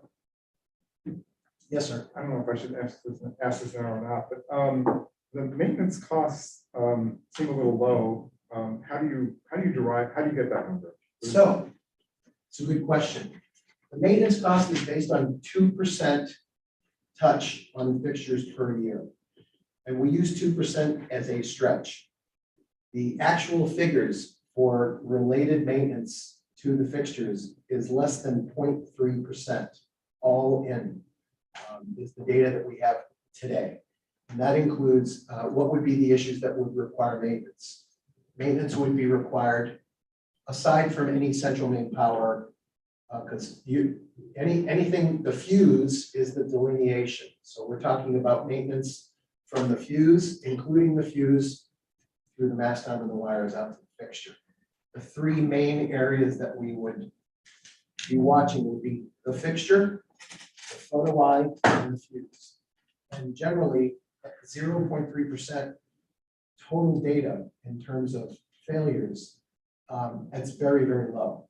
We're still saying you should budget 2%. We're saying budget 2% because rather than negotiate, should you use 0.5% or 1%, you're better to over budget and underspend than not expect that. You should not see numbers above that 2%. You shouldn't see numbers above 1% or even 0.5%. It would be very, very unusual. That's the 2% you had there in the figure? Yes, so we've used 2%, and that 2% is basically saying 2% of 468 fixtures require a service call. That 2% would be about 9.x fixtures per year with a service call. Yes. So we've used the 2% in the maintenance to make sure that we're covering for that. So we're using $75,000 a year and not the $79,000 a year. That $79,000 a year also represents 78% reduction in energy consumption and almost 93% reduction in your current costs. And I'm talking about the 79,000. Those 3 areas you mentioned that you have to look at, are they all manufactured by your company in New Hampshire? Yes. No, the fuses are not. The fuses are not manufactured by our company. Our company is basically like a typical factory. It's an assembly shop. We are considered in the supply chain of widgets or shoes or lighting as a tier 1 factory. A tier 1 factory is a finishing factory. You've got to go to surge protection device manufacturers. You've got to go to wiring suppliers. You've got to go to aluminum suppliers. You've got to go to LED suppliers. You've got to go to, which are tier 3, and bring those in and have those electronically mounted onto PCB boards, which is a tier 2 supplier, which then delivers to us. So we're a true finishing factory, just like most factories that actually carton up product and finish. Does that answer your question? Yeah. Thank you. Again, we focus a lot on efficiency. So efficiency is, as we've calculated, is about a 78% reduction in energy for you. That is absent of any controls. I think it was 92.6% reduction in your tariff. And that is because your costs are going to come down to, as Pat had explained, is only going to be a delivery service fee and your energy supply cost, whether that's negotiated with an external company Constellation or whatever. On the maintenance, real term has a deal with on target, so we could just call real term and they get them out. Do you have that similar thing with Wiswell? We call you with needed fixed and you get them out? Or- We do, yes, absolutely. And turnaround time is pretty quick. I mean, turnaround time on the front end could be a week or less, depending on where they are and, you know, where the buckets are, because there's multiple buckets. Or it could be at sometimes 3 or 4 weeks. But we try to respond to everything in 30 days. I will tell you that there are 55, 54, 55, Johnny, 55 communities that have never called us for maintenance. And we've been installing streetlights since the end of 2015. The number one, so there's efficiency, there's money savings, but you also 100% have to trust not only the product, but the way it's also installed. There are debates in central Maine territory about the type of fuse to be used or what is appropriately allowed. There is a CCAM fuse that is the primary fuse that is required by Central Maine Power, by the parent company that had chosen a very specific, it's a bulky, high-grade, solid fuse. And there were exceptions applied for, not by us, but by some competitors, to use a fuse that was a little bit lower cost, a little easier to install. We didn't make those decisions. At the end of the day, stepping over dollars to pick up dimes is not the way to go. We've seen, you know, failures out there in the fuse, but we don't see failures in the fuse in our side because Central Maine Power specified very specifically this, and we went with the fuse holder that they had recommended. We also use not just 10 amp fuses, but we use slow blow fuses. LEDs have a current inrush, and this current inrush sometimes overpowers the fuse. And if it's not a time delay, slow blow fuse, fuses blow. So we use slow blow fuses in all of our fuses. And we were talking about this a little while ago with Kate. In the state of Maine, I'm not sure we've had 2 handfuls of failures in fuses. If they're installed properly, they're zip tied up properly to handle the weather and the swinging, which creates weakness, you know, put tension on something, eventually it's going to give. If they're installed properly, we will not have problems with the fuse. We should not have problems with the fuse. The other, one of the very important parts of what we have done, that is an exception to the industry, one of the reasons why we are disruptors. Everybody talks about the drivers, which is the power supply, and how the drivers are the weakness to the fixture. Now, we started in 2015 when we specified our product. I have to tell you, we had multiple companies come to us to say, you know, it was Mr. Wong, and there was, you know, several other companies from the US and from all over saying, buy ours, we'll put your label on it. You know, it's a better cost than these guys, but we made a decision to go with Meanwell drivers. Meanwell is the #1 power supply company in the world. They cost a lot more money than anything that was offered to us, but we chose Meanwell. And we had very few failures in tens of thousands of fixtures that were built with Meanwell drivers. There's still a challenge to drivers. You know, I've spent time in driver factories, you know, had to learn the details to understand what are we doing here. A typical driver, it's the ballast for an LED. Sorry if I'm speaking LED language. A typical driver has about 350 pieces to it. They're all put together, most are put together by hand. And then, because they get so hot, they get filled with potting compound to be able to absorb the heat, because they overheat. It's the nature of how these systems work.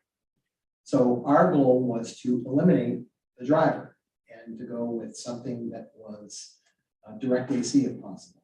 We didn't get to that point, but we did 2 years ago, switch over to what's called a multi-volt driver on board. And that's a patent. Multi-volt drive, the driver on board is something that you see, the original developers of this did this on those thin wafer can lights you can go into Home Depot and buy to put in your home. That's a driver on board, but it's only a single voltage. And nobody had figured that out. With some help of some really, really smart friends, we figured out a multi-volt DOB and got a patent on it. So it goes from all the way from as low as 90, all the way up to 277 volts. And there is no driver. It's built into the LED chip module. Would you mind grabbing this? I'll interrupt in just a minute about this box, this tote that was just taken out. If you wouldn't mind putting that on the table. So inside this fixture, here's our most popular fixture, which is the 18-watt fixture. Behind this, all the elements, but you only need 70 of them, are actually machine laid. When an LED module is, when LEDs are mounted onto a PC board, a PCB, they're done by machine. It's called an SMT machine, surface mounted machine. And it's all done by robots, by machines.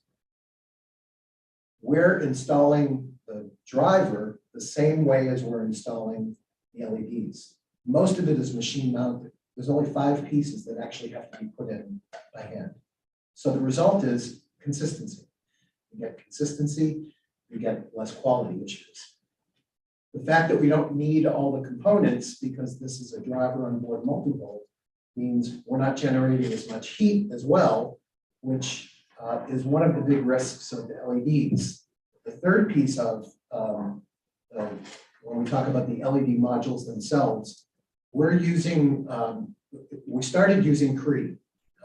We started using Cree because it was American company, up and coming, growing, and we started getting deliveries from factories in Taiwan and China. So it wasn't anymore really an American company being done that way. But we also found that we were starting to see quality deficiencies, which actually were on color temperature. We saw too much variation. There's only so much tolerance that is allowed, and then we're going over the tolerances. So we made a change to go with the #1 chip supplier in the world, Seoul Semiconductor. It's a Korean chip. It's the best high-powered output LED chip out there, and very, very consistent. The other piece with Seoul Semiconductor is we can underdrive these by using more LEDs and underdriving them. So we put less pressure, power through each LED that extends the lifetime of the chips. The actual chips are rated for 260,000 hours.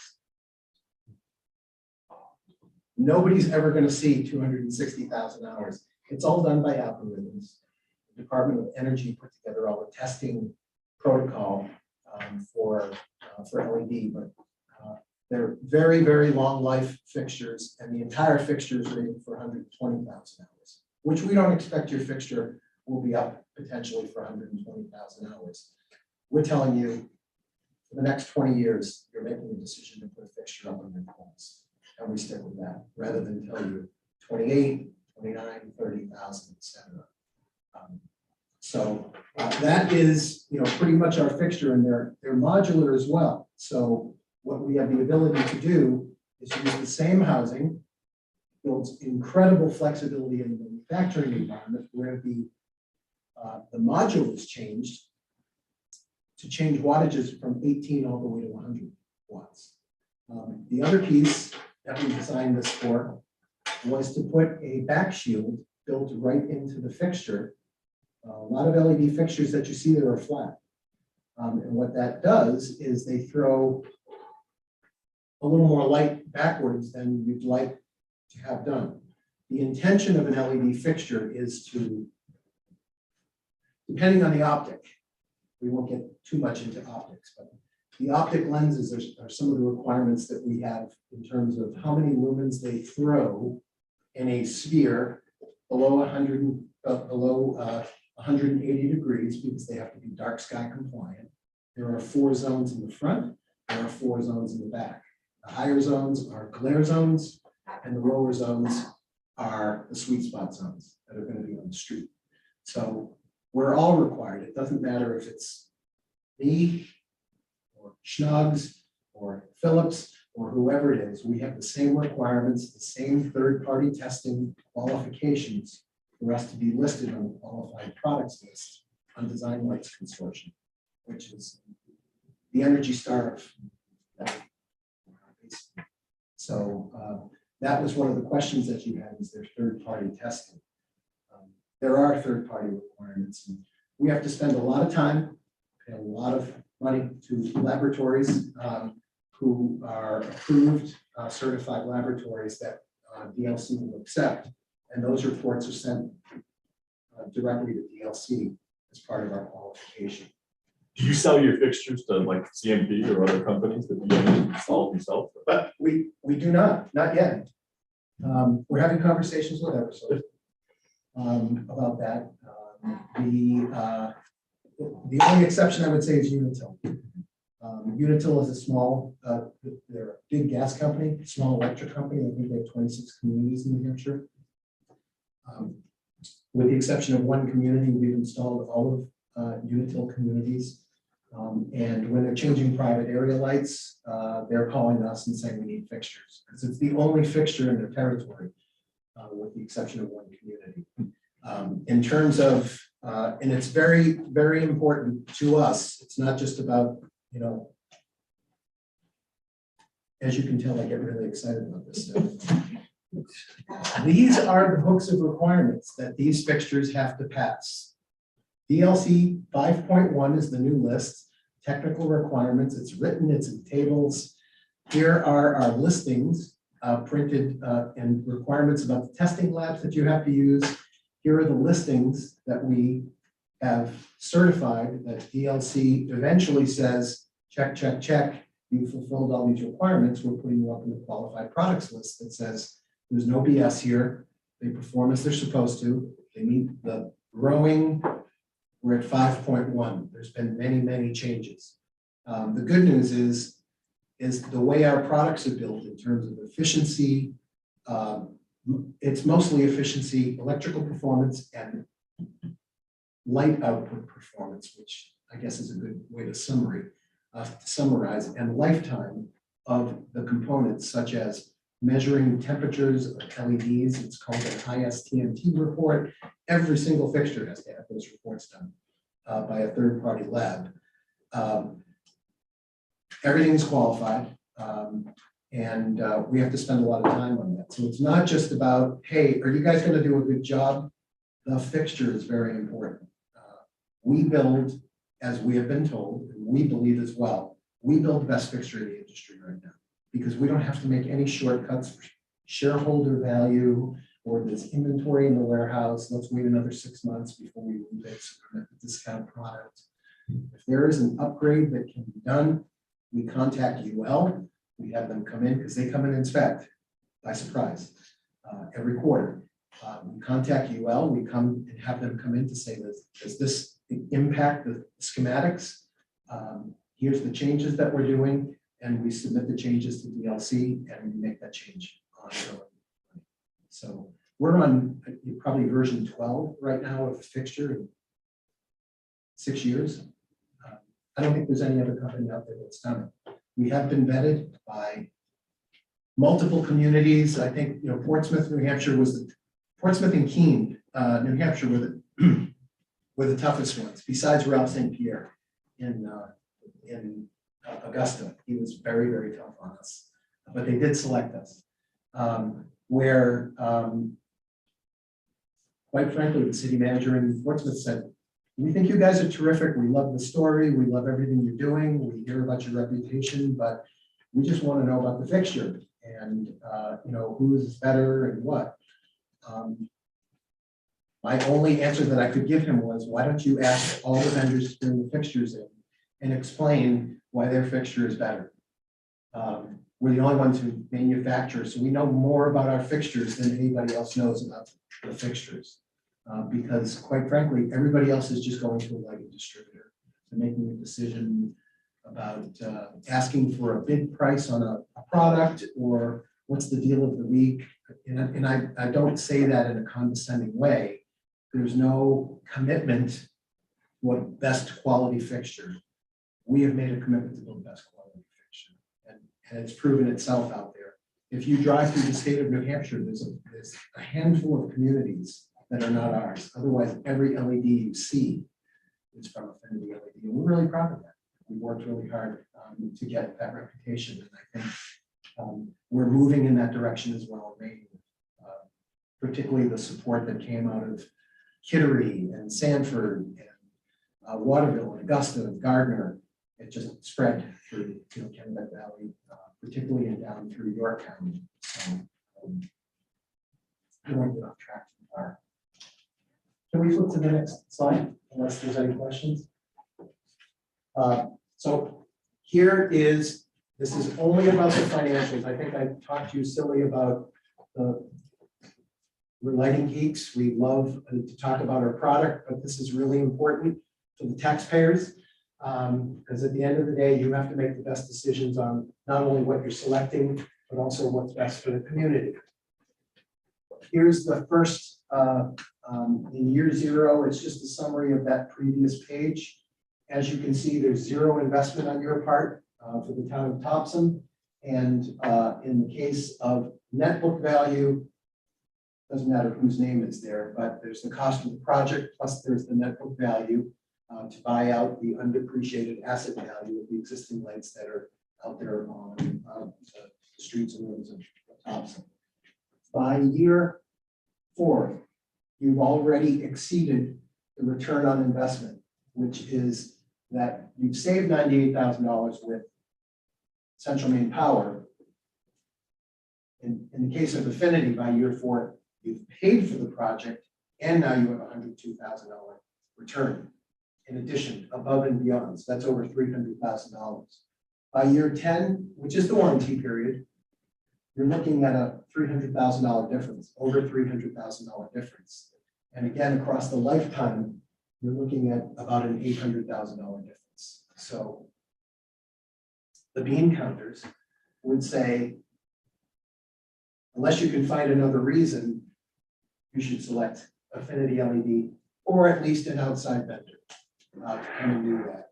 It does pay to benefit. It definitely does pay to buy your own lights. I know Patrick doesn't like me saying that, but at the end of the day, the numbers pay.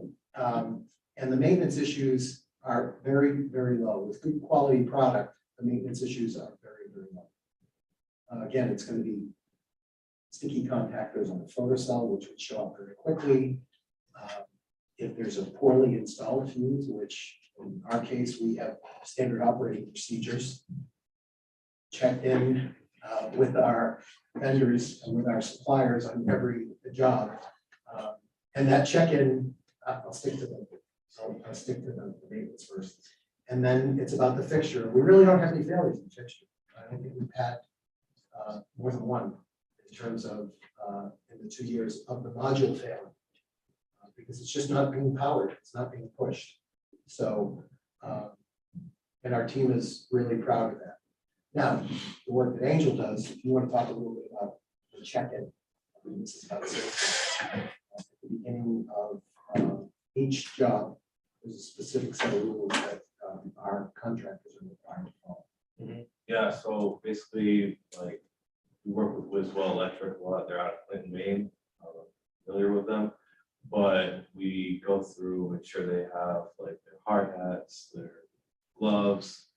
They have an insulated bucket truck, obviously, because they work on high voltage locations, and basically just go through whole checklist of everything to make sure that they're doing everything in a safe manner, so no one loses the light, obviously. That's bad.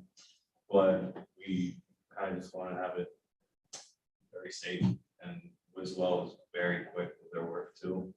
Like, for example, last time I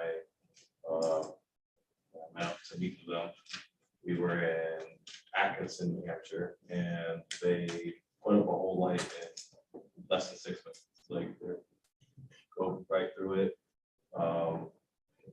They don't really spend that much time to it. Anything else? As part of this checklist, a couple of things that Angel didn't mention is we require that they have their their health and safety certificates that they have their actual certification cards for health and safety on them. We require that they have their electrician's licenses on them. We require that they have done the diligence to put down the phone number and the address of the local hospital to make sure that if anything happens, they know where to call and what to do.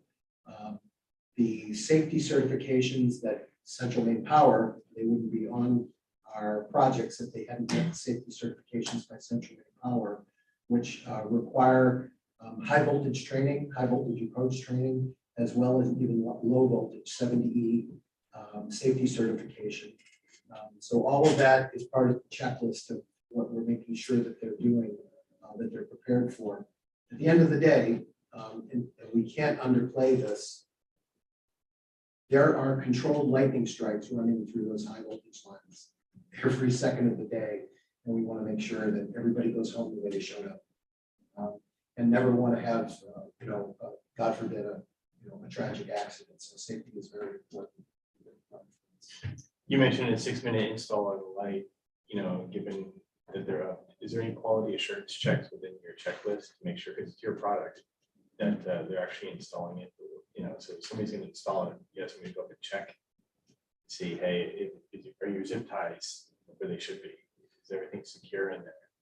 Or is it just one laborer going up there, fixing it and coming down the truck and leaving it as it is? Well, so our go-to guy at Wiswell, he has installed thousands of lights. He is very good at what he does, very confident with our fixtures. He kind of just like takes down the fixture very quick. We have quick connects. Basically, with a quick connect, the second you put the quick connect on it, it's basically not live wire anymore. So it's easier for them to do everything through there. And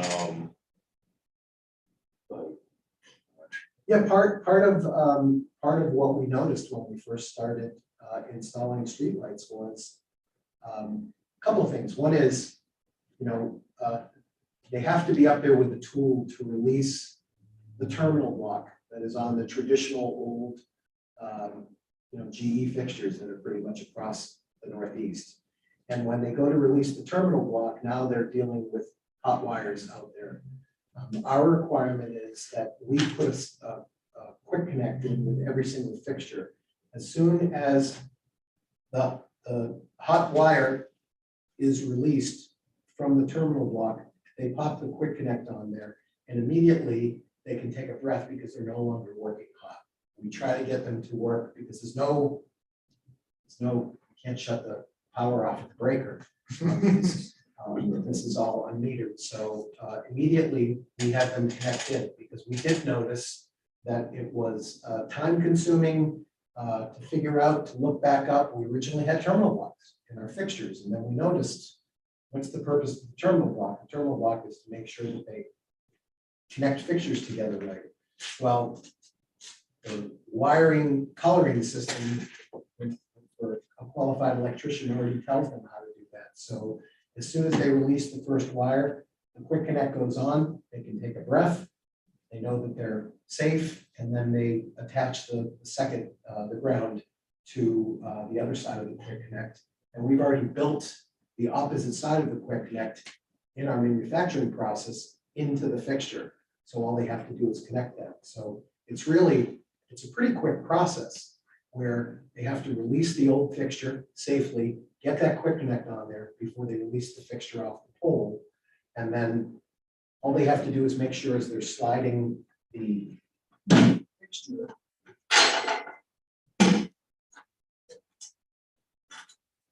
that the rodent gasket is staying in place. They slide the mast arm in through the rodent gasket, and then they place the quick connect, the other two ends of the quick connect in, and they're done.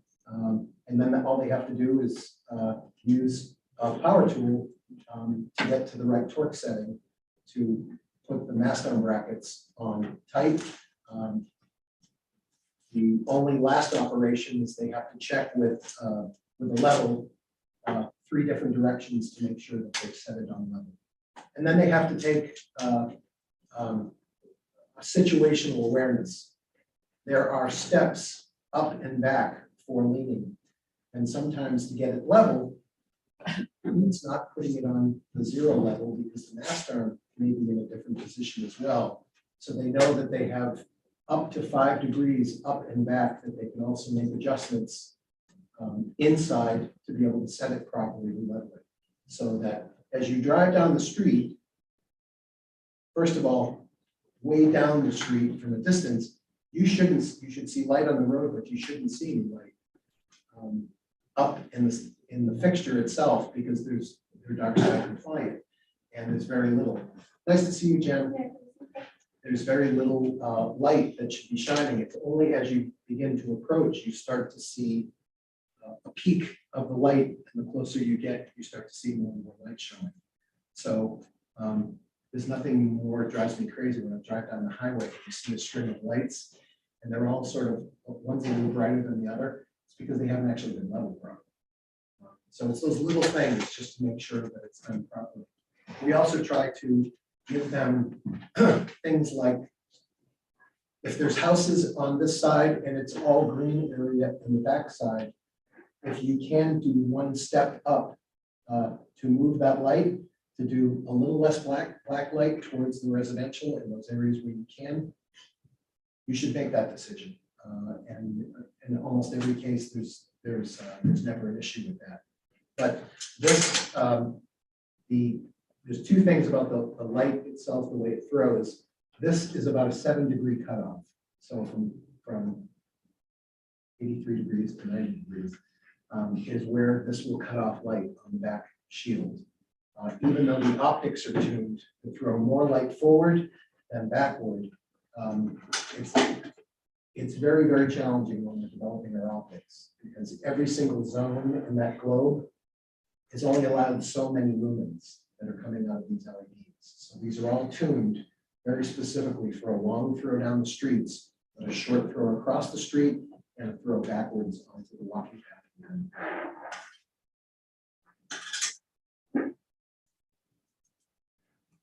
What's your, where you gotta bring in parts and pieces to assemble?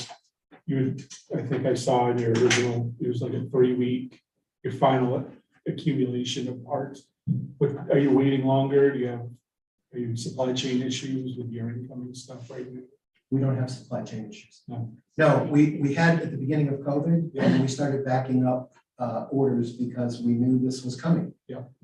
And we're glad we did. We had to make an investment in materials. So I think a pretty standard lead time to get from a manufacturer is the 13 to 16 weeks. I think Pat mentioned is to get materials 12 to 16 weeks. A lead time for 500 or so fixtures from us is probably 8 to 12 days. Because we control the whole manufacturing process. So our team gets manufacturing orders every day for preparation of what they're building tomorrow. And then the lights are burned, we call them burning, for 24 hours.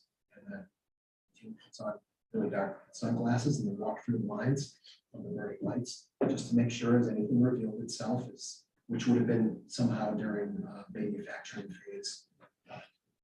Perhaps a module LED diode is not working, and that would get pulled right away if that happens. It's pretty rare, but that's the check, is to burn them for 24 hours and then check them again.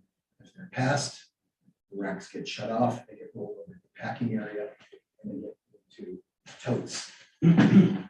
That's the other piece of what we do, is there's no corrugated, there's no solid waste, and that is in your proposal. So you know, doing well and doing good are not mutually exclusive business ideas. And we really believe that in everything we do. So the doing well side is the financial side. Is the company successful? Are you successful? Have you made a good decision in terms of the financial numbers that you're making commitments for your citizens? But there's also the other things like, what's the numbers for 879 and 476. 879 pounds of corrugated are saved because these totes hold your fixtures and they come back and we use them again. After it's all done, they get stacked up, put back into our delivery vans, and we bring them back and we use them again. So there's almost 900 pounds of solid waste that is avoided. And that 900 pounds represents a little under 500 pounds of CO2 reduction, carbon avoidance, just for the stuff that normally in a job goes into a dumpster. We have a comment because we heard this in a group interview several years ago. We heard one of our competitors ask, where do we put the dumpster for trash? And we don't have one. There is no dumpster. The bubble wrap that gets used on our fixtures, that we wrap them and put 3 in a tote, that bubble wrap goes back and gets used again. It probably get used a dozen times before they're no longer working again. So it's the little things that count.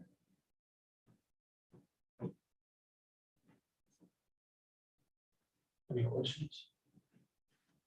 I mean, what's the cost per fixture? Excuse me? The cost per fixture? It's dependent, you're talking about the pricing of the fixture. It's dependent on the fixture. And by that, I mean wattage. The fixture that you're going to use the most is $124. Built right in Dover, US labor, it's $124. New Hampshire made. New Hampshire made, absolutely, yes. I grew up in Conway. Oh, great. Well, I'm a Massachusetts boy originally, but I come from a manufacturing town. What's that? Ah, Can I ask Victor a question? I say what? Can I ask you a question? Sure. Because you've done all the time analyzing the build. Are we actually going to get these savings, or are we going to be kind of have our savings blunted by the solar farm? Because my understanding is the solar farm took about 90% of our current usage, and they had us buy solar credits for that amount. Right.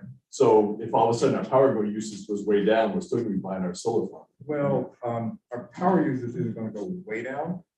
We're using 750,000 kilowatt hours a year. So we're gonna save, what was the number? Sorry. Kilowatt hours, 172,000. Yeah, so we're gonna save 172,000. Yes, we'll probably have purchased slightly more than we're gonna save more than, so it's gonna be less. We're gonna be using less than we paid for. However, I mean, we could save a heck of a lot more money by adding a couple of heat pumps here and there. I mean, it's really, we can add that on top of what we've got in the heating systems. We don't have to change anything. We just have to add heat pumps. They're not expensive. And we would be saving a huge amount of money from our fuel bills. So basically the 10% less when we purchase our solar credits, we'll pretty much use it all up on this project. Yeah, easily. Let's see, it's 10% would be 75,000. So yeah, we'd use up about twice. We'd save about 20% with this.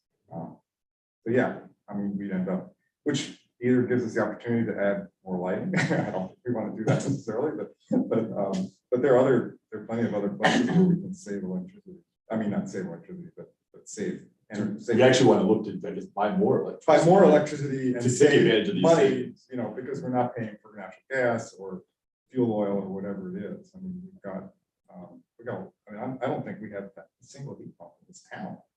The library is still using natural gas. This building is not using heat pumps, even though we've got air conditioning units. I mean, there's a lot of opportunity here for saving money.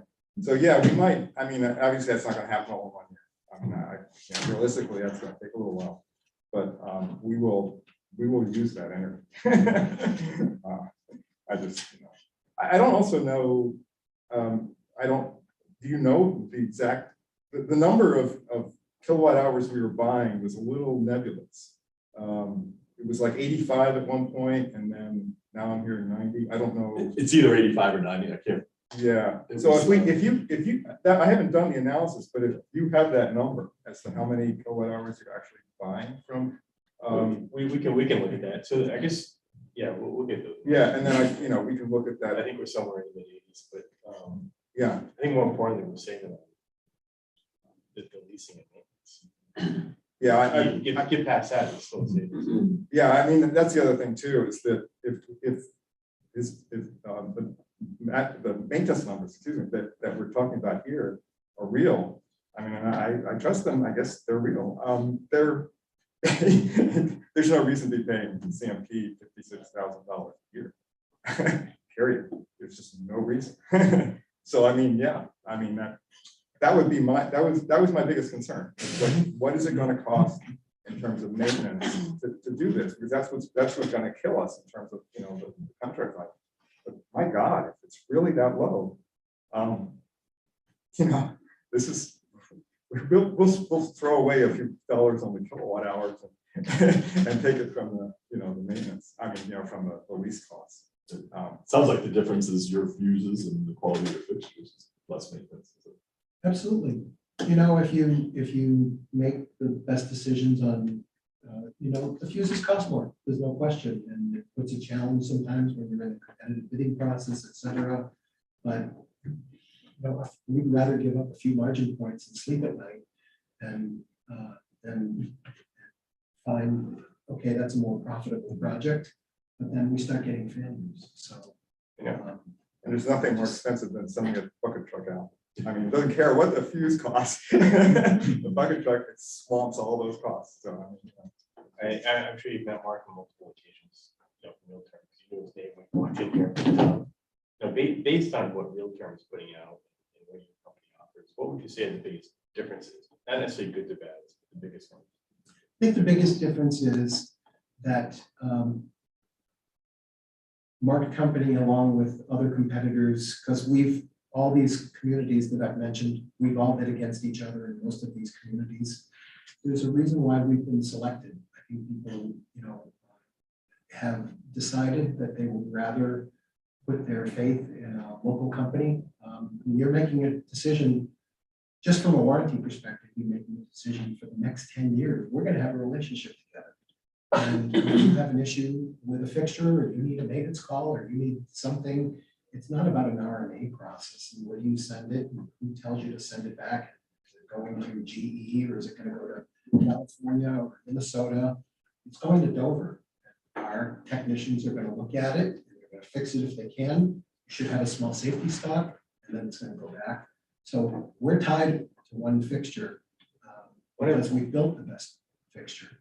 And one of the points that was brought up in summarizing the submittals that we got from the RFQ. What we heard tonight, and I think Kate, I'm looking at the summary that you provided us here. Helping with the GIS inventory is important for us, obviously. Very important. But when it's being termed as simple design retrofit to swap all fixtures with lights of equal or greater brightness with affinity, that's what we understand right now. Versus another company who may conduct an analysis and maybe a new design for lighting schemes with our existing lights. Is that something that maybe your company does a little bit more of this that we currently don't have in front of us? Yeah, perhaps. Thank you, Derek. Perhaps I didn't explain that enough. This lighting plan review, the process that we go through with the stakeholders in the community, is very important because what is out there today is likely not optimal. And we're going to sort of flush out through lots of questions and starting to say, okay, look up on the map. The map represents where you would have existing lights today, And those colors will help you see the differences in brightness, because those colors represent, if we were to just change a fixture to what it should come down to, based on what is there now, this is what the color would be. We see some anomalies. We see it in residential areas, we see it on main roads. We're not sure if this is a collector road or a main road or not, because there are sort of a combination of multiple different brightnesses up and down the road. Should this be evened off? Are there issues here that we're not seeing, that there's a specific reason why? Maybe it goes from residential to commercial to residential to commercial. We don't know that until we have those conversations with you. So that lighting plan review is a critical piece. So it's comprehensive and it's included in the cost that you. Absolutely. Proposal. Absolutely, and it's absolutely most important is to make sure that, as I mentioned, you have one chance now to update and revise your lighting plan for the town. That is the time to do it during the lighting plan review. We'll come with sort of a list of things that we see, but we don't know the town like your community stakeholders have it. So we come and say, here's what we see. What else are we missing here? And Bristol, New Hampshire, we probably spent 2 hours just running up and down roads between Google and our audit map, so that they could sort of explain to us and sort of talk to each other to say, no, that's in front of Bill's Bar, and we need to make sure that that crosswalk doesn't exist on Google, but it's there now.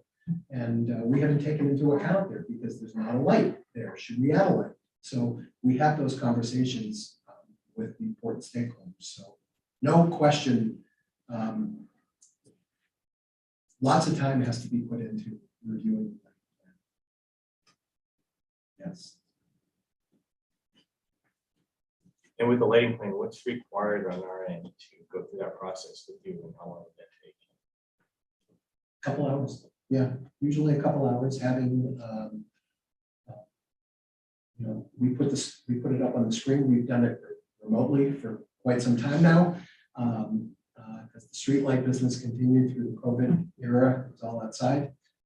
But whether it's in person in a room like this with the screen up, we start pointing out areas. We're also looking for input. So yeah, it's a couple hours. So in terms of resources, in terms of project management, that's the number one piece. Is the lighting plan review. The reconciliation, figuring out, balancing the records with what is actually out there, having conversations with Pat to say, okay, this is what the records say, but this is actually what we found out there. We thought we were looking for a 100-watt fixture, there's a 250-watt fixture there. Correcting the records first, and then understanding from there what kind of changes we should make. So yeah, it's a very important session. And then we'll send back a confirmation to say, here's all the things we talked about. We made the adjustments to the map. By then, everybody's really comfortable and being able to understand what the map looks like, and looking for any additional feedback. And then we ask for you to sort of sign off to say, okay, we're comfortable with these changes. Let's go. Outside of that, we just do regular check-ins with you to make sure that you're updated on a regular basis. And that's really it. We have included in. Sorry, my laptop died. We have included on a zip drive. Yes. Also, you asked for a copy of the maintenance contract. Yeah. We sent you the contract for Kittery. Kendra's signature on that. It's on there. Okay, It's it's on long. there. It's a 120-page contract because it actually includes every single asset included in the contract. So line by line by line, every single fixture, location, everything. So it includes the RFP and then the completed contract altogether.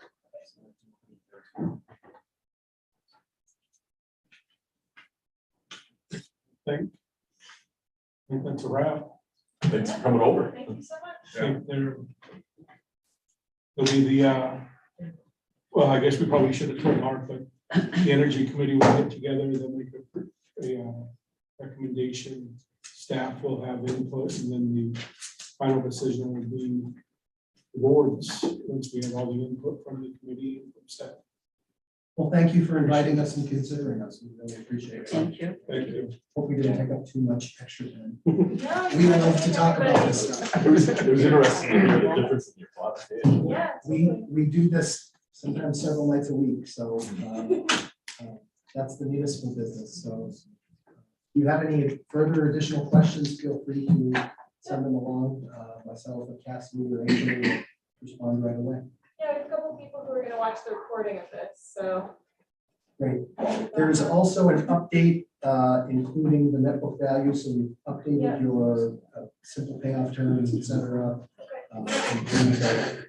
Any issues in terms of youth support and financing, Okay. all the sort of structural things, you just let us know, we can direct you or counseling to some of the contacts that we have. So I'll put all these additional documents from Steve in that shared folder that everyone got sent, so we can send that out again. Thank you. Thank you very much. Thank you for your time. One last thing, would you want to see how bright our A2? I do. That would be great. Yeah. Let's kill Now, it. how, What's the- what's the power output of this one? This is 1800. 1800? 18. Watt. Oh, 18 watt, okay.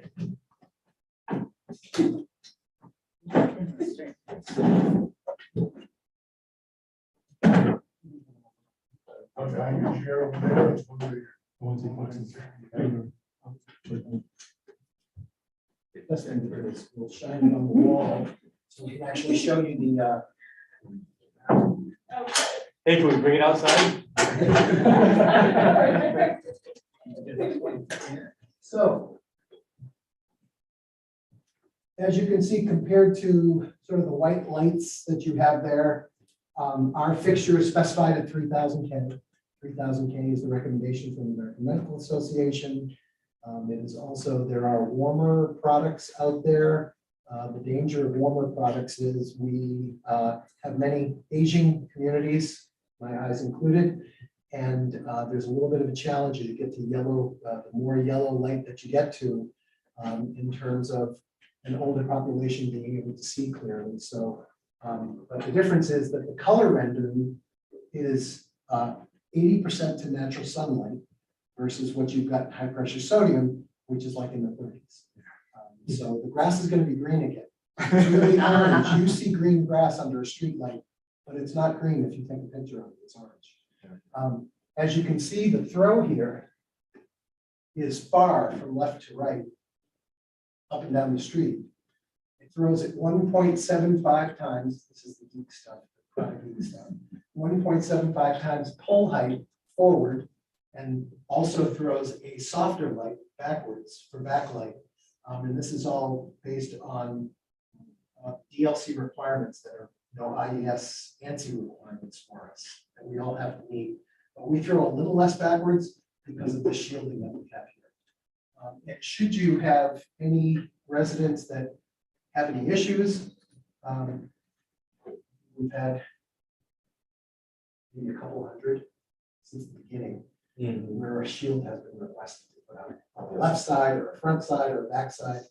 It's usually somebody who's had a street light out for a decade, never because they don't want it. So I think that gives you a good, compared to the orange glow of high pressure sodium, it's a little lighter, but it's pretty buttery. And the thing about the color rendering, color rendering index, which is the quality of the light, still remains high even at 3,000 K. And we lose no efficiency in the lower color temperature. A lot of companies talk about how they lose, 3, 5, 7% light output for lower color temperature.